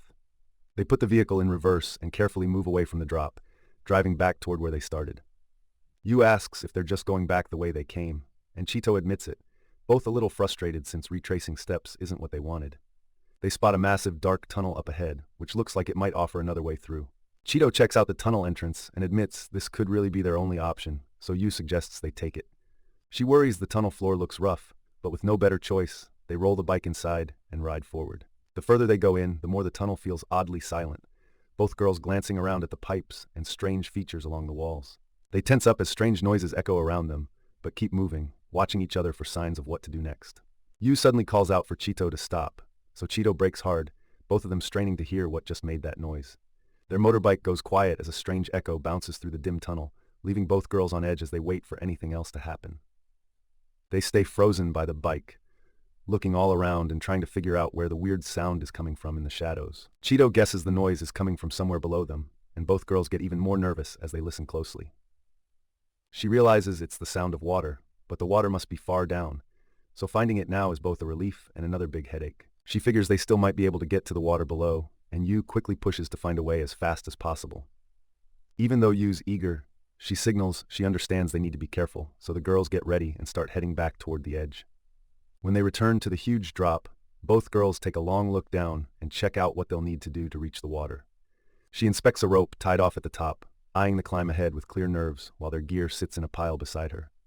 One of the girls places her foot against the stone, grabs the rope, and braces herself, about to start climbing down. She grabs the rope and starts climbing down, steady but tense, focused on getting to the water below without slipping. Before heading down, Chito and Yu give each other a quick high five, each hoping this little gesture will help them both stay brave on the climb. Once they've passed over the edge, the top ledge stays empty for a moment. All you hear now is the faint echo from below. Reaching the bottom, Yu and Chito drop their bags and look around, both relieved to be standing on solid ground again. Chito says they've made it safely while Yu flops down and laughs, stretching out as Chito starts organizing their supplies for a break. Yu finds a can with a drawing and wonders if it's fish, trying to remember what the label sakana means, while Chito figures the picture is probably the answer. She sounds out the word and guesses it's fish, but Chito isn't so sure, thinking they might be off, and has some doubts. They open up the can, joke about the smell, and decide to heat the fish on their little stove, hoping warm food will taste a lot better. The canned fish sits on the stove, quietly warming up while the girls keep an eye on it, hungry and waiting for their first good meal in days. She finally picks up the smell of the heating fish, and her spirits lift, the tasty scent making her a bit more hopeful. She says the fish smells just like the time they cooked some before, and Yu laughs, shrugging that all fish seems pretty much the same. With steam rising, Yu barely waits and digs in, too impatient to let the food cool, definitely ready for a real bite. Leaning back, Yu chews her piece of fish slowly, enjoying the rare treat and warmth, clearly glad to have something decent to eat. Chito sees Yu giggling and can't figure out why, so she asks what's so funny about eating canned fish. Yu bursts out laughing because the fish tastes way better than expected, surprising even Chito with how happy she sounds. Chito starts laughing too, finally admitting the fish is actually really good, and for a moment, they just share how great it feels to eat together. As they stare at the empty cans, the girls wonder if people in the past really got to eat things like this all the time, or if it was just... Yu drops the empty can into the water and calls Chito over, turning it into a game as they watch the can float and bob in the current. She points out the can, laughing about how now the fish on the label looks like it's swimming, making the moment feel lighter. Chito suddenly remembers that ships are built to float on water, which makes her realize the big black building might have been a kind of fallen ship. She starts thinking about how you'd control a boat to actually get where you want, and points out they can't just drift around without a plan. She looks up at the towering walls and finally asks, plain and simple, how they're supposed to reach the very top from way down here. They remember something. If they head west, to the far northwest side of the city, there should be an elevator that goes all the way up. Finding a water channel that runs west, they decide to follow it, thinking it will keep them stocked with water as they go. They joke together about floating down the channel on their cans, and Chito quickly claims she gets front seat if it ever happens. Chito struggles to lift the heavy box, while Yu urges her to keep pulling, but getting it back up really isn't easy. Please support the official release. Chito tries to step over some broken rubble but slips, landing hard and grabbing her leg. Yu checks out Chito's leg and realizes it's actually a pretty bad injury, which means walking is now a real issue for them both. Chito tries not to show how much pain she's in, but Yu doesn't miss the struggle and starts looking for what they should do next. Yu grabs at Chito's ear to check on her, but Chito yelps in pain, getting annoyed and telling her to stop before she makes it worse. Chito admits she can't drive with her leg like this. Yu suggests maybe waiting it out, but standing there, they both realize just waiting isn't enough. She points out that her leg won't heal anytime soon, probably not for several days, so waiting here isn't actually an option and their choices are running out. Suddenly, the ground around them creaks with a loud crack. Chito warns that since part of the place already collapsed, sticking around here is definitely not safe. The girls rush over to their ride while arguing about what to do now since Chito can't drive. Yu pushes to just get moving before the place gets worse. Chito says they have to leave this shaky spot right away, her worry about the danger finally outweighing the pain in her leg. Recognizing there's no other choice, Yu hops into the driver's seat to take over, even though she's never been their main driver before. Chito bristles when Yu brings up being called useless, and she doesn't let it slide. Everything around them creaks louder now, and both girls freeze, realizing any more delay could get them crushed. While their vehicle crawls forward over a narrow, sketchy beam, Yu vents that it's just their luck for Chito to get hurt in the worst possible spot. She worries out loud if her leg will ever heal, blaming this terrible place for messing her up so badly. She tries to keep things positive, saying as long as Chito's still alive, her leg will get better eventually, trying to give a bit of hope. Chito thinks Yu's driving could get them both hurt, but Yu ignores the complaint and stubbornly keeps going as they squeeze into the vehicle. Yu accidentally bumps the vehicle against something on the beam, and Chito snaps at her to pay attention before she causes more trouble. Driving along, Yu and Chito spot some strange abandoned machinery hanging around the ruins. Yu points out those machines never seem to run anymore. Chito suggests those machines probably just stopped a long time ago, but right then, Yu notices movement and stares nervously at the giant structure ahead. Something big above them shifts with a creak, and the girls notice the beam under their vehicle is starting to move. Things just got a lot riskier. A heavy machine starts rolling toward them, blocking the narrow path and making Yu and Chito freeze as the danger gets closer. Chito points out they can't pass with the machine in their way, and Yu asks what they're supposed to do now, both realizing they're stuck. Yu tries asking for the machine to move, but her attempt gets ignored, so nothing changes and they're still blocked. Both groups stay locked in place on the path, unable to go forward, as Chito admits they need a new plan with no way through. Chito spots a way out, a narrow side passage to the left, if Yu can manage to back up the vehicle and slide them through. She mumbles, clearly worried, realizing this backup move is risky and she's not sure she can pull it off. Very slowly, they start backing the vehicle onto the narrow beam, keeping close to the edge while the machine creeps forward, a tight, nerve-wracking squeeze for both. As Yu backs up, their vehicle starts to wobble and tilt toward the edge, and Chito's eyes go wide, realizing they're seconds away from falling. Yu keeps backing the vehicle up along the narrow beam, but Chito freaks out as they get dangerously close to falling off the edge. Chito sits stunned from the impact, and Yu looks around, realizing her risky move has trapped both of them even more, leaving them shaken and stuck. The crash makes metal beams above them rattle and shift, and now debris starts moving on its own, making the whole path look even less safe. Chito freezes up as another loud hit shakes everything around them. She barely gets out a warning to Yu to stop before full panic sets in. Chunks of ruined metal and concrete crash down around them, while their tiny vehicle skids to a stop on the only strip that didn't collapse. Chito, almost yelling, tells Yu to stop right there. Right ahead, a huge beam hangs over the thin bit of bridge they're stuck on, ready to fall. Yu manages to stop the vehicle in time, just as a heavy beam slams down and blocks almost everything except for a tiny strip of bridge that's barely passable. They don't have much choice, so Yu speeds forward, driving right along the creaky edge. Both girls have to stay sharp as the platform cracks and shifts underneath them. Suddenly, the vehicle is thrown into the air by the collapsing floor. For one scary second, there's no safe spot at all to land. She squeezes her eyes shut and just hangs on, bracing herself and hoping the landing won't be too bad. Their vehicle crashes down hard on the other side, bouncing across broken concrete and nearly tipping, but somehow holds together and stays up. Still tense, Yu lets out a shaky breath, trying to figure out what just happened. Chito is silent and shaking, with the engine coughing beneath them. Yu is all hyped up over how fast the vehicle moves, but Chito cuts in, telling her to slow down or they really might crash on the narrow, broken road. Even as they keep going, the ride shudders and bounces on every crack, making the risk from that rough ground impossible to ignore. Finally, the girls reach the far side, surrounded by wreckage, and just sit for a moment to breathe after nearly losing it in that mess. Chito complains that she's wiped out and really wants to drive for a change. Yu hands her some ice, and Chito winces when the cold hits her leg. She admits her leg hurts, so Yu quietly steps in and puts the ice on for her, keeping things simple and focused on helping. Still trying to defend how she drives, Chito makes excuses, but Yu just tells her she's not getting the controls back after all that. Since Chito's leg is still aching, the girls agree to stop and rest right here for now, instead of pushing any farther. Yu and Chito roll up to this massive wall and spot a spot where the tire tracks loop around. Once they're parked, the girls step into the wide, empty building. Their footsteps echo as they head under the huge glass roof, the space around them completely silent. As they move deeper, Chito suddenly spots some shapes that look like people frozen ahead. She calls out to Yu, making both of them freeze and get nervous for a second. They step closer and realize it's not people at all, just life-size stone statues. After that tense moment, Yu laughs it off, glad they're not in danger. Inside, they look up at a whole crowd of towering statues. Each one looks weirdly real, which makes the empty hall even more unnerving. Yu and Chito wander through rows of statues, both struck by how everything looks ancient and doesn't match anything they've seen before.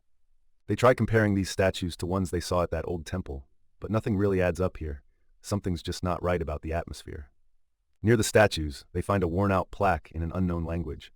Chito guesses it might have explained what this place is, but they're left completely in the dark. Since neither of them can read the plaque, Chito figures the statues must have been made by people from a long, long time ago, so they're just guessing about everything. Farther in, Yu spots a hallway lined with massive old paintings and can't help but call Chito over. Chito just stares, taking in the strange art quietly. In front of a faded painting, Yu blurts out asking if people back then used to just go around naked, leaving Chito to pause in confusion. Chito stands there trying to remember how paintings are made, explaining to Yu that all these detailed scenes must have been created just by brushing paint onto a surface. Yu jokes that it would be so much easier just to snap a picture if you want something real, and Chito admits neither of them are really artists anyway. Comparing the murals to their own photos, the girls guess these paintings must be from way before cameras were even possible. Yu points out a statue holding a camera, figuring it must be from when cameras actually existed, but then she gets curious about another odd one nearby. She admits she's seen art like this in books, but doesn't really get it. Chito says there are a bunch of paintings here that neither of them understands, so both girls just stand around, stumped by all the weird art. Yu wonders if these odd drawings even count as pictures, but Chito figures they do, since the people who hung them must have thought they belonged here too. She points out one painting that's nothing but a plain black square, and Chito guesses maybe it's supposed to just show darkness. Chito sticks with one painting, saying it's somehow making her feel hungry. Yu just laughs and says that's normal for her, so they keep joking about it. They both spot a giant picture frame lying broken on the ground. Yu points it out, and Chito guesses it must have crashed down from where it used to hang. Chito tries to lift the heavy frame by herself, but can't move it, and figures it probably fell because the wire snapped. Yu agrees it's too much for one person. Working together, they still can't lift the big frame, and both end up frustrated, realizing they're stuck until they find another way. Taking a break, Yu says she's really curious about what kind of picture is hidden behind the panel, so Chito suggests they look for some tools nearby to help. She suggests searching for supplies, so they both head off down the empty hall to see if they can actually find anything useful. Chito also wants to know what's behind the huge frame, so they split up and both start scanning the area for anything useful. Yu ends up in a storage room full of ladders and coiled wires, and she calls out to Chito, excited because this could be exactly what they need. She figures out the metal fittings on the wall still work, so she tells Chito to just thread the wire through them as they get set up. They tie the wire to the heavy frame and get everything in place. But they realize they still need to set up a bit more before it'll actually work. One of the girls peers up as the wire trails across the ceiling, tracing out where their makeshift pulley rig is set up above them. She balances on the wire while still on the ladder, thinking maybe her weight will help lift the huge frame if Chito keeps it steady down below. Yu watches as Chito's trick with the wires actually works, so she cheers her on for being clever while the heavy frame starts to lift. Once the big frame finally slides aside, Chito steps back in shock. Now they can both see what was hidden behind, a massive and strange-looking painting. Yu and Chito study the giant mural and try to figure out if the strange shapes are meant to be people. She borrows paper and a pen from Chito, then wonders why people bother drawing when cameras exist, which leads them to talk about how art can show feelings that photos. Chito peeks over and asks what Yu's drawing, so Yu casually admits it's just whatever she's feeling right now. As they look at the ancient mural, the girls realize the feelings they get from the old pictures must be the same ones people felt long ago, even if everything. As they sit by the strange tower, the girls realize it's wild how people from so long ago can still reach them through old pictures and art. After Yu wraps up her drawing, Chito leans over wanting to see. Yu doesn't show her right away and keeps it a secret while she finishes up. Yu jokes that Chito probably thinks it's another food doodle, but once she reveals her drawing, she decides to hang it up since she went through all the trouble. She jokes that her new drawing could really end up as the last picture anyone makes, and Chito can't help but admit she has a point. Their new drawing hangs right next to the old animal mural, so now something from their time sits side by side with art left over from who knows when. Yu asks if Chito wants to add a drawing to the wall too, but Chito just tells her she keeps all her sketches safe in her journal instead. Chito and Yu ride their battered bike through the ruined city, worried about their clothes falling apart since they have nothing left to patch them up. As they roll into a new stretch of ruins, Yu points out how even these buildings are less destroyed than usual, which stands out to them. Yu suddenly suggests they just stop wearing clothes since theirs are wrecked, but Chito immediately shoots down the idea, pointing out they'd freeze. Trying to come up with another solution, Chito wonders if letting their hair grow super long could help keep them warm instead. Yu immediately rejects the hair idea, saying she wouldn't like it at all since long hair would just get in the way and make travel harder. Ignoring the argument for a second, Yu tries to get Chito's attention, while Chito pulls back a curtain, not sure what Yu is so excited about. Both girls freeze when Yu points out something up ahead, a tower shining in the distance, cutting through the battered city skyline. Chito thinks Yu is talking about the shiny building, but Yu says no, she means something lower down. Chito has to squint before she finally sees it. From above, Chito and Yu stand near a makeshift platform beside the bike, leaning over to check out whatever's down below that caught Yu's eye. Yu gets hyped when she spots water shooting up from the ground, and both for a second forget about all their other worries. She feels like stumbling onto this water means their luck is finally turning, hoping today might just be one of those rare good days. Yu is already in the water and messing around while Chito points out how rare it is to find enough clean water to actually wash anything. Chito points out how rare it is to find water they can use, and then agrees to help with bathing if Yu lends a hand first. Yu floats around in the water looking relaxed but lets out a deep sigh, and Chito can't help but notice how lazy she sounds. They both soak in the water. Yu points out that it's lukewarm, while Chito agrees but looks like she's not totally sold on it. Chito holds up their ruined clothes and points out they're basically falling apart. There's nothing they can do since they don't have any tools to fix them. She mentions that the spot by the foundation always feels warmer, then wonders if they'll reach the end of their clothes or their luck first. Yu starts splashing water, apparently proud of something, but ends up spraying Chito and leaving her both wet and speechless. Messing around, Yu covers a spot with her hand to see what the water will do, and Chito gets a faceful of spray as the result. Yu grabs Chito and tries to drag her into the water, but Chito instantly panics and tries to resist getting dunked. Chito gets pulled right into the pool and lands with a big splash, bare feet slipping as the cold hits her all at once. She gasps for air after getting dunked, water dripping off her hair, and the look on her face says she isn't happy about it. Chito catches her breath after coming up, while Yu looks pretty pleased about dragging her into the water. Yu pops out of the pool with her soaked shirt sticking to her, and Chito just watches, still a bit stunned at how quickly things got out of control. Looking down from above, the girls look tiny next to the water. Their splashing fades, and for a second, the city feels quiet and almost peaceful. Exhausted from all the splashing, Yu and Chito flop down together in their wet clothes, just lying there on the cracked ground catching their breath. Chito sneezes from the cold, pointing out the problem. They're now soaked, freezing, and have nothing dry left to change into with the sun gone. Yu tries once more to pitch her hair-growing plan for warmth, but Chito rejects it, reminding her it would take forever to actually work. Chito notices the big sheet blocking the sunlight is actually just a giant cloth, so she and Yu pull it down and think it might work for making new clothes. The girls try huddling together under the cloth to warm up, but soon realize it's awkward and they can't move unless they cut it up and wear it properly. Chito wraps the cloth around her body like a poncho, which keeps her warm but leaves her arms stuck inside, making her instantly rethink the plan. As they check out their new outfits, Chito admits these makeshift wraps are at least practical. Yu jokes that now they actually look like those ancient people from old pictures. Chito gets the idea to cut a hole for her head and use some string so the cloth fits right, finally making it into something close to proper clothes. Now the girls have managed to tie the cloth around themselves like real dresses, and they're honestly surprised how much it looks and feels like regular clothing. Chito points out this is probably the warmest they've felt in ages, so they throw the leftover scraps onto the fire to get whatever extra heat they can. Yu jokes about whether ancient people felt this weird putting on clothes for the first time, and Chito admits it's so far back she can't even picture it. Chito remembers old stories about people living in holes before houses and cities, but she admits she doesn't know exactly what those places were like. She thinks about how those people made their own clothes, found food, and kept warm, all things she and Yu are now doing too, even if the world looks different. Looking at the ruined city and their makeshift camp, the girls realize they're surviving almost exactly like ancient people did. Pretty much nothing's changed for them. She searches through their scrap pile, finds a gear, and uses it as a button for her new dress, showing how they're always forced to make do with whatever's around.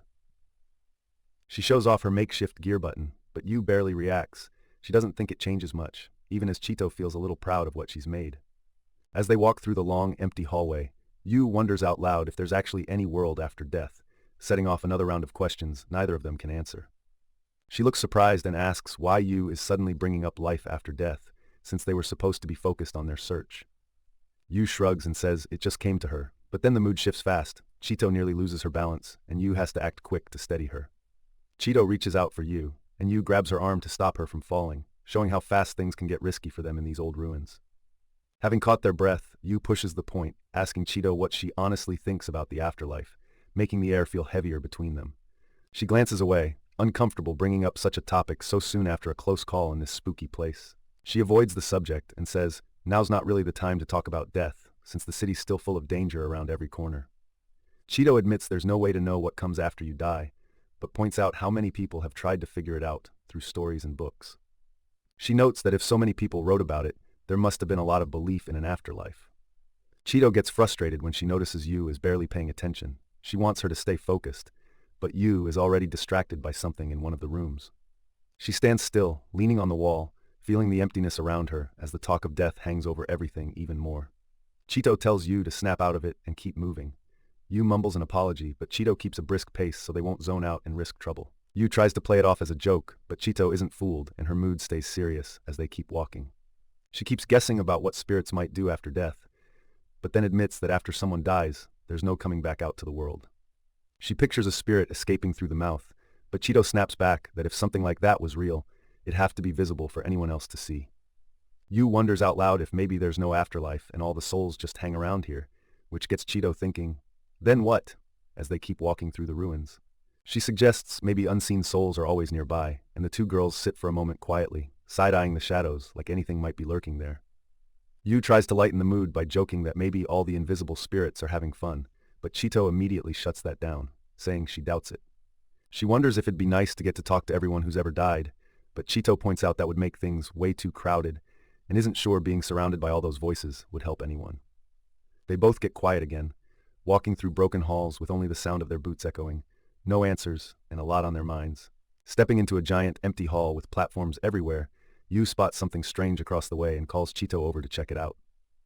Yu squints and realizes it's an actual plant still growing in all this concrete, and Chito is surprised there's anything living left in this place. She grabs a dried-up plant out of curiosity and instantly regrets it, while Chito warns her there's no way these old plants are edible now. Chito starts to wonder if maybe this whole place was built just for growing plants like that. They poke around inside, searching for gear or food. All they find are shadows and leftover furniture, so the room just feels heavier and more hopeless.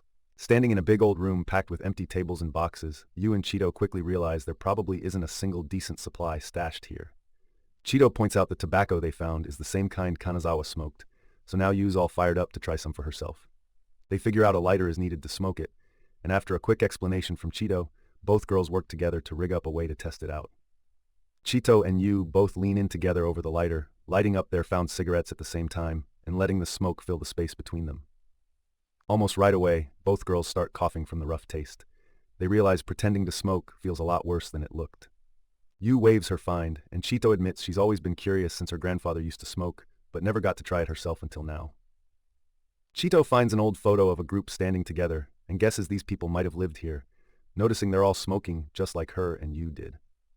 Yu tries to act like she enjoys the smell, but Chito is wiped out from all the coughing. She can barely stand it and looks pretty miserable. Thick smoke starts swirling around the room, making everything hazy. Chito looks around, clearly on edge, as something about this moment doesn't feel normal at all. Caught in the haze, Chito announces she suddenly feels good, and Yu chimes in, surprised that things have changed. For just a minute, the strange mood almost lifts their spirits. All at once, a shadowy stranger appears out of nowhere and greets them. Yu freezes, unsure if they're looking at a real person or something else. The ghostly figure asks if they're really talking to the dead or if they've actually crossed paths before. She starts thinking out loud, saying that pictures aren't the only way people can keep in touch with the past. There's more to it. Yu tries to pin it on the tobacco, but Chito hints that it's not just the smoke. Maybe something deeper is stirring up these memories and connections. She suggests there might be a way to connect with people who are gone, which sounds just personal enough to make Yu pause and think.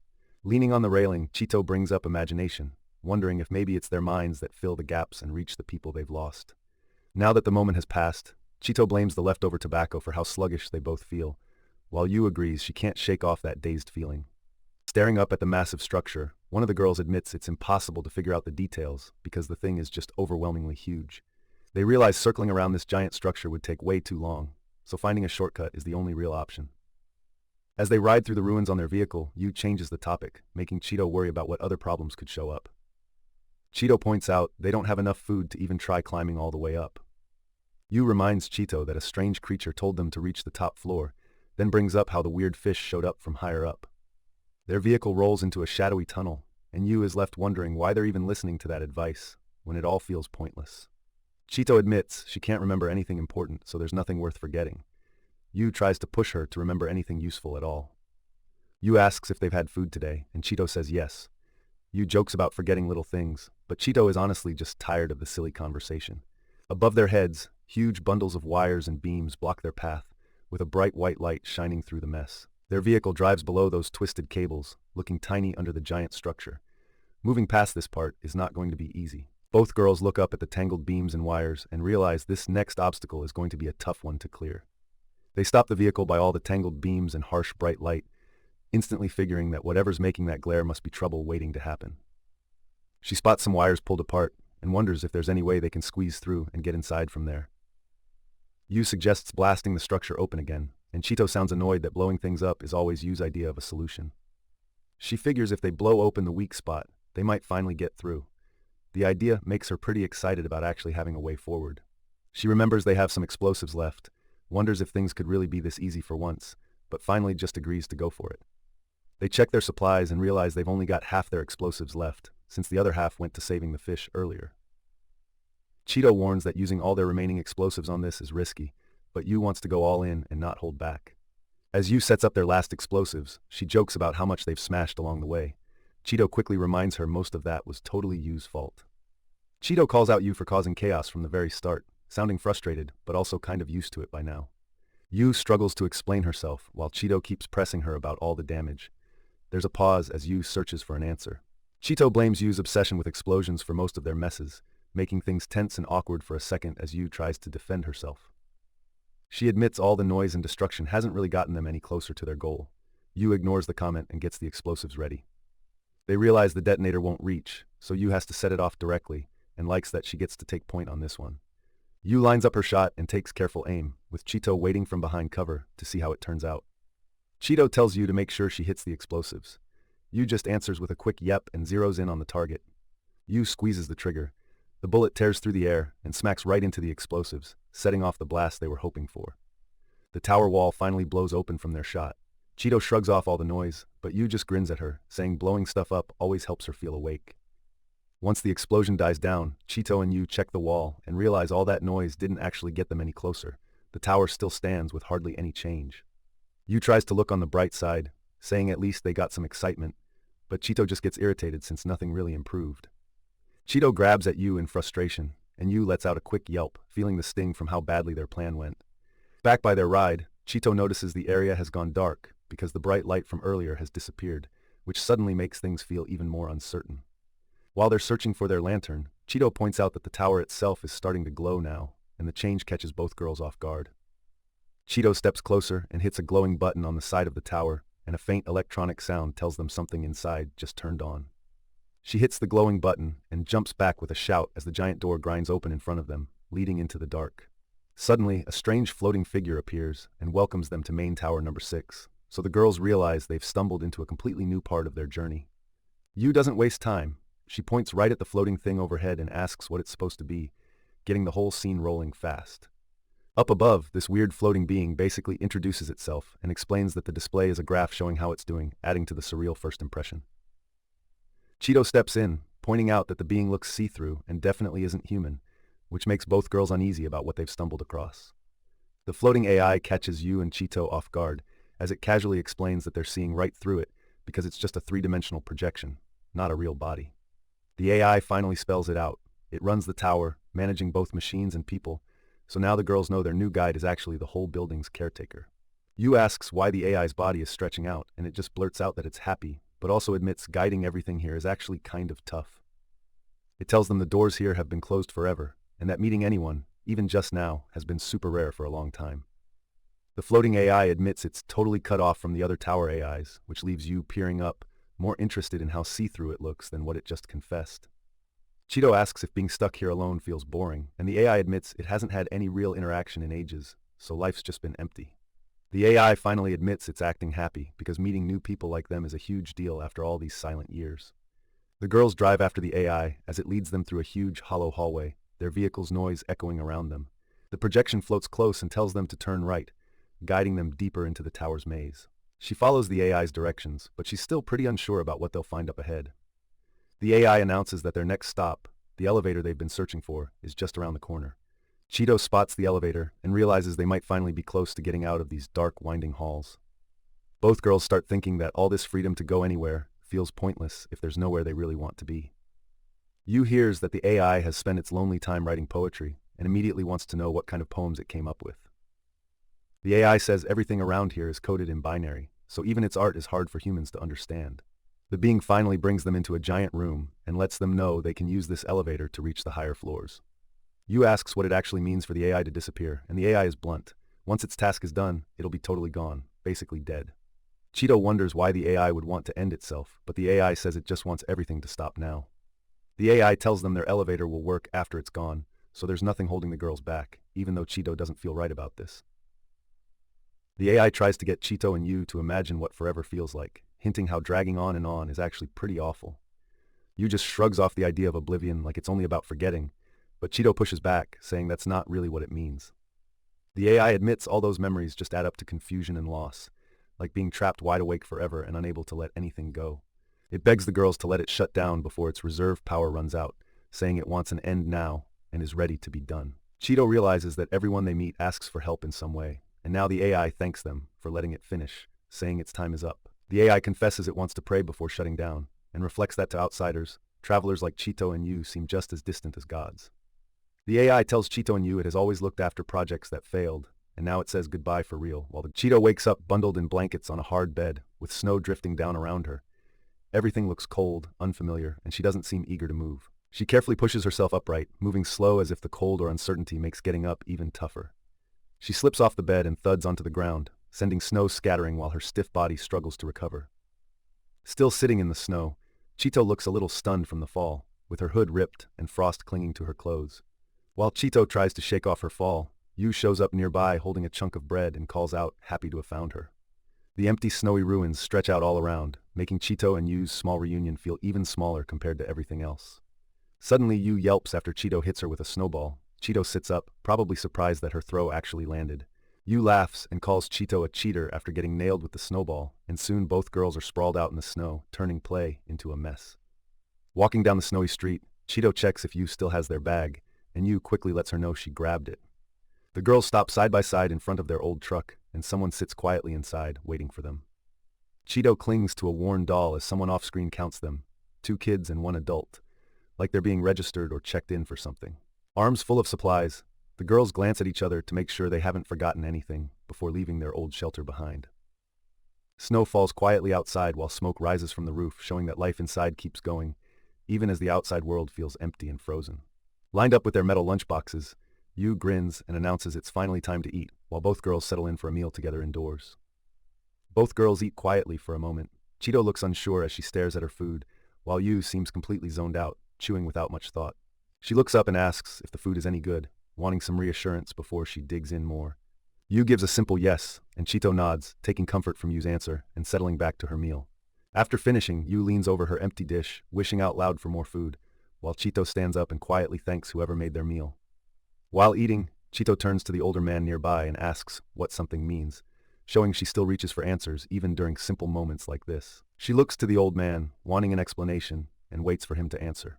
Chito watches as the old man points at something in her book, while Yu stands in back, goofing with Chito's hair. She grows frustrated as Yu keeps tugging her hair into pigtails, turning what could be a normal study session into a silly argument. The old man gently pats Chito's head, calming her down and bringing her focus back to the lesson, helping to end the little squabble. He calls Chito's name softly, making her stop and look up as the books pile up around her. The old man asks Chito to go get Yuuri, pulling her away from study for a quick errand. Chito heads outside into the cold to look for Yu, calling out her name and weaving her way through a mix of strangers and snowy paths as she searches. She slips into a tight alley, checking every corner quietly, while snow piles up on the metal walls and the place feels even more closed off. At last, Chito spots Yu hiding in the shadows below, and the 2 girls call out to each other, breaking the quiet loneliness of the alley. Chito and Yu freeze as they look up at a crowd of dark, looming figures blocking the alley, and there's nowhere for them to slip past. She and Yu grab hands and take off running as the shadowy figures close in, then scramble behind cover, panting, while someone dashes past behind them. As Chito and Yu get ready to leave, the old man hands them some old uniforms he's fixed up for their size and tells them they can grab anything else. Chito calls out to the old man while Yu checks if she actually remembers how to drive the vehicle, putting pressure on Chito to not mess this part up. He gives the girls key directions: leave by going west, follow the winter waste pipe, and look for the tower at the top of the slope. That path is their one real shot at getting out. Yu worries about leaving the old man behind, but he insists staying means their supplies will stretch further, making it clear they have no choice but to go. The old man awkwardly admits that people forget things so easily, and neither of the girls really knows how to respond. He tells the girls to move fast while there's still time, making it clear this is their window to escape. Chito drives their vehicle up a snowy ridge while gunfire and explosions echo from the city below, making the escape feel even more desperate and dangerous. She grips the handlebars tight as they race along the icy pipe, noticing sounds coming from above them. They know if they slow down now, someone could catch up. Finally, exhausted from all the running and the chase, Chito and Yu slump against a metal wall and catch their breath. Both are too tired to even talk. Chito leans in to nudge Yu awake, pointing at the dark tunnel ahead. They've made it to the end of the pipe, but there's no telling what they'll find inside. She and Yu drive their vehicle away from the caretaker's building, leaving fresh tracks behind as they head out into the snowy emptiness. She blinks awake, still groggy and confused, while Chito gives her a little shove. They both realize this spot is important, so they stay alert. They spot a map on the wall that matches what the artificial intelligence described earlier, and it hits them. They've actually reached the landmark they were searching for. She stands still, just staring at the map, a little stunned by how long and rough their journey's been. It finally feels real, how much their world has changed. Chito slowly admits she only remembers some things, but both girls recall it was their grandfather who told them to keep going upward. The memory carries extra weight now. Yu explains that she forgets things because she doesn't want to hang on to bad memories. Chito listens quietly, understanding why she lets herself forget. She points out how sad it would be to lose the good memories along with the bad ones, so she tries her best to keep as much as she can. She tries to explain how remembering things can be a little sad and painful, but she thinks it's still not really a bad feeling. Chito tries out the word nostalgia, and both girls repeat it, quietly testing how it fits the strange feeling they've been talking about. Back in the caretaker's empty room, the old man quietly wishes the girls good luck as they move on without him. Chito and Yu push their bike forward through thick snow, trying to make it to cover before the cold gets worse. The girls roll their bike into a mess of icy ruins, weaving past old metal beams and heavy snow, both bundled up against the cold and looking around for wear. Both girls look up at the pipes and dangling wires overhead, watching for anything that might fall as they move further inside to find shelter. Yu thinks this spot looks familiar and wonders if it's where they bathed after a snowstorm, but Chito reminds her it's actually where she got hurt last time. The girls check out the ruin, and Yu realizes that even though they've been here before, the place feels way colder and emptier than last time. They stop outside the structure watching snow pile up around their bike in silence, while Yu calls Chito's name, worried about staying put. Chito pauses, lost in her thoughts and shivering, until Yu calls out again and snaps her back to the moment. Admitting she can't drive through the deepening snow much longer, Yu complains about how tired and cold she's getting. She warns Chito that going too far from the main road could be dangerous, because they might fall into a hidden hole under the snow. She decides their best shot is stopping near a building where the snow isn't piled up as high, hoping it'll give them a little protection. She pushes Yu to help dig out the spot for their shelter, instead of just sitting and freezing there. Yu starts digging and piling snow quickly, but even with both of them working, it's tough, and more snow keeps coming down as they work. She says she actually likes building snow shelters, which surprises Chito. She just doesn't get the appeal, but Yu shrugs it off and keeps going. Yu explains they can build the snow hut any size they want, almost making it sound like a game, while Chito wonders if Yu just likes messing around. She wants to keep digging and make their snow hut even bigger, already getting caught up in the idea. Chito warns Yu not to close the entrance all the way, or they might use up all their air, so they leave it open a little as they settle in. Realizing the point about air, Yu agrees and sits down by Chito as they both try to get warm in their small shelter. Yu slurps her hot drink, trying to say how good it tastes, but stops mid-sentence to gulp down more, showing how hungry and cold she still feels. Chito looks at the map from the AI and figures out they're right up against an outer wall, which helps explain why it feels even colder here than usual. She checks the map and notices the elevator doesn't reach the very top level, so if they want to go higher, they'll have to find a new route. Yu looks out at all the ruined buildings and wonders why anyone bothered building something this massive, while Chito thinks back on whoever used to live here. She guesses maybe the old builders made things just for the fun of it, but Chito isn't so sure and doubts they were anything like Yu. Yu keeps half joking about whether the ruins were just some giant project for fun. Admitting she feels even colder now, Yu pulls her coat tighter, while Chito checks if she's hanging in there. Yu gestures for Chito to come closer so they can share what little warmth they have left. Chito hesitates, then scoots in, realizing it's really their only option. After a while, Yu says she's done sharing body heat and wiggles away, so Chito just shrugs and keeps bundled in her coat alone. Chito checks on Yu again now that they're squeezed together in the snow hut, wanting to make sure she's finally starting to warm up. Yu suddenly wonders why Chito's bigger than her, even when they eat the same rations, which makes Chito laugh as they end up squeezed together in the little hut. She jokes that maybe she's smaller because her brain doesn't use as many calories, and Chito pushes back, saying being thoughtful burns more energy anyway. Chito relaxes while sharing body heat with Yu, almost drifting off. For a little while, the cold outside and all their worries feel far away. The girls huddle close on the ground, still bundled in thick clothes, resting after digging their shelter. Their gear and a metal shovel are scattered nearby. They unpack and set a kettle on the stove, lining up what few tools they have on a stone slab. Even these small routines help them settle in. One girl crawls out of a snowy tunnel and drops to the ground with a muffled thud, while the abandoned cars and snowy ruins stand behind her. Chito tries to get their bike running, but it just sputters, so she figures the freezing cold must be stopping the engine from starting up. After a few more tries, the bike finally roars to life. Both girls climb on, relieved to leave the snow and keep pressing forward. Driving past piles of snow and collapsed buildings, Yu points out how the old city is so buried under snow, it hardly looks like anything familiar. Yu teases Chito about always overthinking things just to save energy, but Chito insists even stuff buried deep in the snow will defrost eventually. The girls stop and gaze up at a huge broken structure, wondering if the real highest point is hidden somewhere past all that concrete and twisted metal. The girls stop and stare up at a massive rocket wedged between the ruined buildings. They get closer and see the tangled wires and crumbling frame at the base, which makes it clear this whole place has been left to rot for ages. Yu and Chito head inside, stepping cautiously along a hallway where empty holes in the ceiling and scattered debris echo with every move they make. They split up to check different corners, weaving past heavy cables and debris, while Chito keeps an eye out for any safe path forward. Chito stops and scans the mess, then spots something unusual and calls out for Yu to check it out. Seeing Yu get too far ahead, Chito warns her not to wander off, but Yu is already caught up by an open doorway up ahead, so Chito hurries after her. They head through the doorway and find a stairwell, carefully making their way deeper inside, unsure of what they'll find next. Inside the next room, they see diagrams everywhere. Chito notices these drawings show the planets as if viewed from space, which leaves both girls surprised and curious. Staring at a solar system model, they realize the sun is supposed to be way bigger than the Earth, which kind of blows their minds. Chito watches Yu try to figure it out, thinking that Yu still hasn't grasped just how huge everything in space really is. She tries explaining that all the planets go around the sun, and she points out how the moon circles the Earth, hoping to help Yu connect the dots. Yu notices some lines coming out from Earth on the model, and Chito explains they weren't there until she pressed a button, which gets them both interested. Chito points out those new lines just stop in the middle of nowhere, while Yu traces where the second one ends, trying to figure out the meaning. Yu studies one of the lines that shoots up from Earth and asks where it's supposed to go, still feeling puzzled. She wonders if this place ever ends, but Chito tells her there's another floor, so they start climbing the next set of stairs. Reaching the upper floor, they step into a wide room crowded with ruined desks, scattered papers, and broken gear, both taking in how trashed it all is. From here, Yu spots the rocket they saw earlier, while Chito stands next to her and tries to understand what it is they're really looking at. As Yu asks what a rocket does, Chito tells her it's a machine for space travel, and that makes them guess this might have been the room for launching them.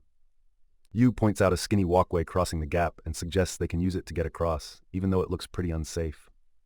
Chito looks at the shaky walkway and worries if it'll hold, while Yu figures the old rocket must have been stuffed with food or gear for space missions.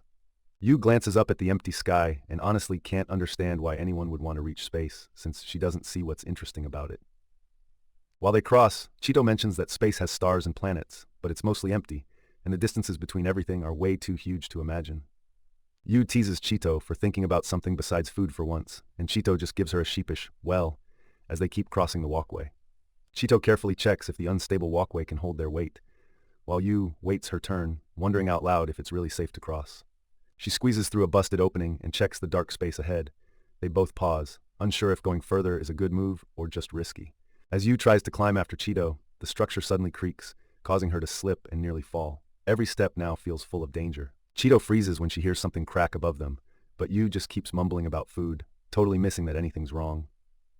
While Yu rambles on and lags behind, Chito pauses at the railing. The walkway squeaks and something overhead cracks again, making her hesitate.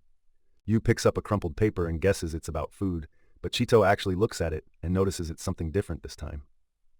Chito studies the scrap more closely, noticing something odd that puts her on edge. She hears creaking above and tells Yu to hurry up, but Yu just stands there, not realizing how risky things are about to get. Chito hurries across the shaky walkway, while Yu starts to follow. The whole platform wobbles and Yu starts to panic, calling out to Chito. Suddenly, the walkway can't hold their weight any longer. It snaps apart, and both girls tumble down with the wreckage, landing hard in a cloud of dust. As the dust settles, what's left of the bridge is scattered across the mess below, with busted beams and broken pieces all around them. Yu tries to avoid taking the blame for the collapse, while Chito admits she's at fault too. They both realize just how close they were to getting seriously hurt. Down in the debris, Yu spots the same crumpled paper again. Chito starts to realize that their exploring this wreck is kind of like how people long ago chased after space, both driven by curiosity. She keeps thinking out loud, saying that maybe people just naturally want to go out, see new things, and figure stuff out for themselves. Yu says the people from long ago seemed amazing because they chased their curiosity all the way into space. She jokes that Chito would have totally fit in if she'd lived back then, since she's always eager to see what's out there. She looks down at the piece she's holding, thinking about the number she noticed earlier.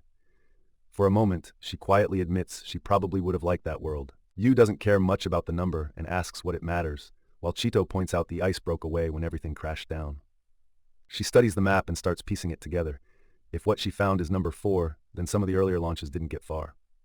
She stays sitting in the rubble, wondering aloud how far the rocket could really be now, while Yu waits nearby in silence. Chito handles an item and tells Yu to put it away, focusing on organizing what little they've got as they explore deeper into the abandoned building.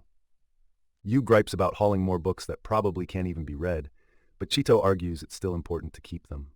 Chito thinks back to her grandpa's giant bookshelf and admits it felt huge at the time, but nothing like the scale of what's in front of them now. They pull their vehicle to a stop as something up ahead catches their attention, making both girls pause and look around the mysterious area. Chito holds up a book and calls for Yu's attention, her excitement sparking fresh interest in what else might be here. She gets excited as she finds 2 books close together and asks Yu to shine some light, feeling like their luck is finally turning with so many finds at once. A pile of books is scattered near their feet, leaving them both quietly amazed at just how many have survived in this abandoned place. Chito practically shakes with excitement when it hits her. These aren't just leftover scraps, they found the exact sort of books she's dreamed about. Both girls lose it for a second, stunned by a wall of books stretching across the whole space, and Chito hurries over, almost not trusting her own eyes. Chito stares up at the massive wall, realizing it's actually a giant bookshelf stacked higher than she can even see. They both lean back to look up, almost overwhelmed by how far the bookshelf stretches into the shadows far above their heads. Chito tries to figure out how anyone ever reached the top shelves, thinking there's no way they're getting up there without finding a ladder or some other help. The endless rows of books are packed so tightly, it's almost impossible to guess how many are actually sitting there. Facing these towering shelves, Chito realizes grabbing anything up high is hopeless unless they run into a ladder or something nearby. Instead of a ladder, they spot an elevator hidden in the bookshelf. Chito points it out while Yu wonders if it's still possible for the old thing to work. Stepping inside, both girls are surprised when the elevator slides sideways as well as up, opening up even more shelves than they first thought possible. As the elevator moves, Chito tells Yu to slow down. She can't see any titles when everything flashes by so fast, so Yu stops to let her look. Yu admits she'd like to find a book simple enough for her, but Chito doubts it, since the shelves and the words just seem endless from here. She remembers her grandpa's rule about books. They either tell real things or made-up stories, but either way, both types come from what people cared about. She guesses that long ago, this place had to be a library, where people stored huge collections of books so they wouldn't be forgotten. Riding the elevator upward, one of the girls wonders just how much writing people did. Maybe there are even more books than stars out there. Chito props open the elevator and points out they can climb to the very top, while Yu just stares at the shelves, amazed at how the books seem endless. Gazing down at so many rows, one girl wonders if every person's ideas quietly ended up here, and her friend nods that it really feels that way. They pause for a second, taking it all in. Standing here, the scale of the book wall leaves them both speechless. Yu checks if Chito spotted any actually readable books, and Chito acts surprised because after all this, she did find a few she recognizes. Chito picks up something she found tucked away in the rocket, thinking this spot might even hide books collected from all over the world. Yu gets curious about the drink's smell. When Chito tells her it's coffee, Yu tries a piece of the bar, only to find out it's super bitter. She sips her drink and admits it tastes pretty good, while Chito remembers how her grandpa loved coffee, but she could never get used to the bitterness. Chito suddenly remembers a book and passes it over to Yu, but Yu points out she can't actually read it anyway. She flips through the pages and admits none of the words make sense, but the pictures still help her figure out some of what's going on. She looks at drawings of different fish in the book and is surprised by how many types she's never even heard of. The girls sit side by side while Yu goes on about how cool books are. Chito just quietly sips her coffee, and for a moment, everything outside fades away. Yu starts daydreaming about staying there with all the books and not having to leave. Chito quickly reminds her they can't, no matter how nice it sounds.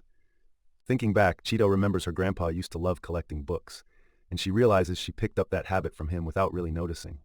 She admits bringing back books was never just for fun. She wanted to learn from them and maybe pull something useful out of the past. While they hang out, Yu wonders if chasing after books or wanting to know more is something everyone does. Chito says she feels that same pull too. Chito starts to compare their curiosity to the people who built the city and even to machines, thinking maybe they're all searching for answers in their own way. Yu tries to figure out if everyone acts for the same reason. She tries to explain how something inside her just keeps her moving forward, like she's tied to that feeling even if she can't explain it. They settle back against the shelves, sharing canned coffee and taking in the quiet for now. It's a small break, but it matters. Please support the official release.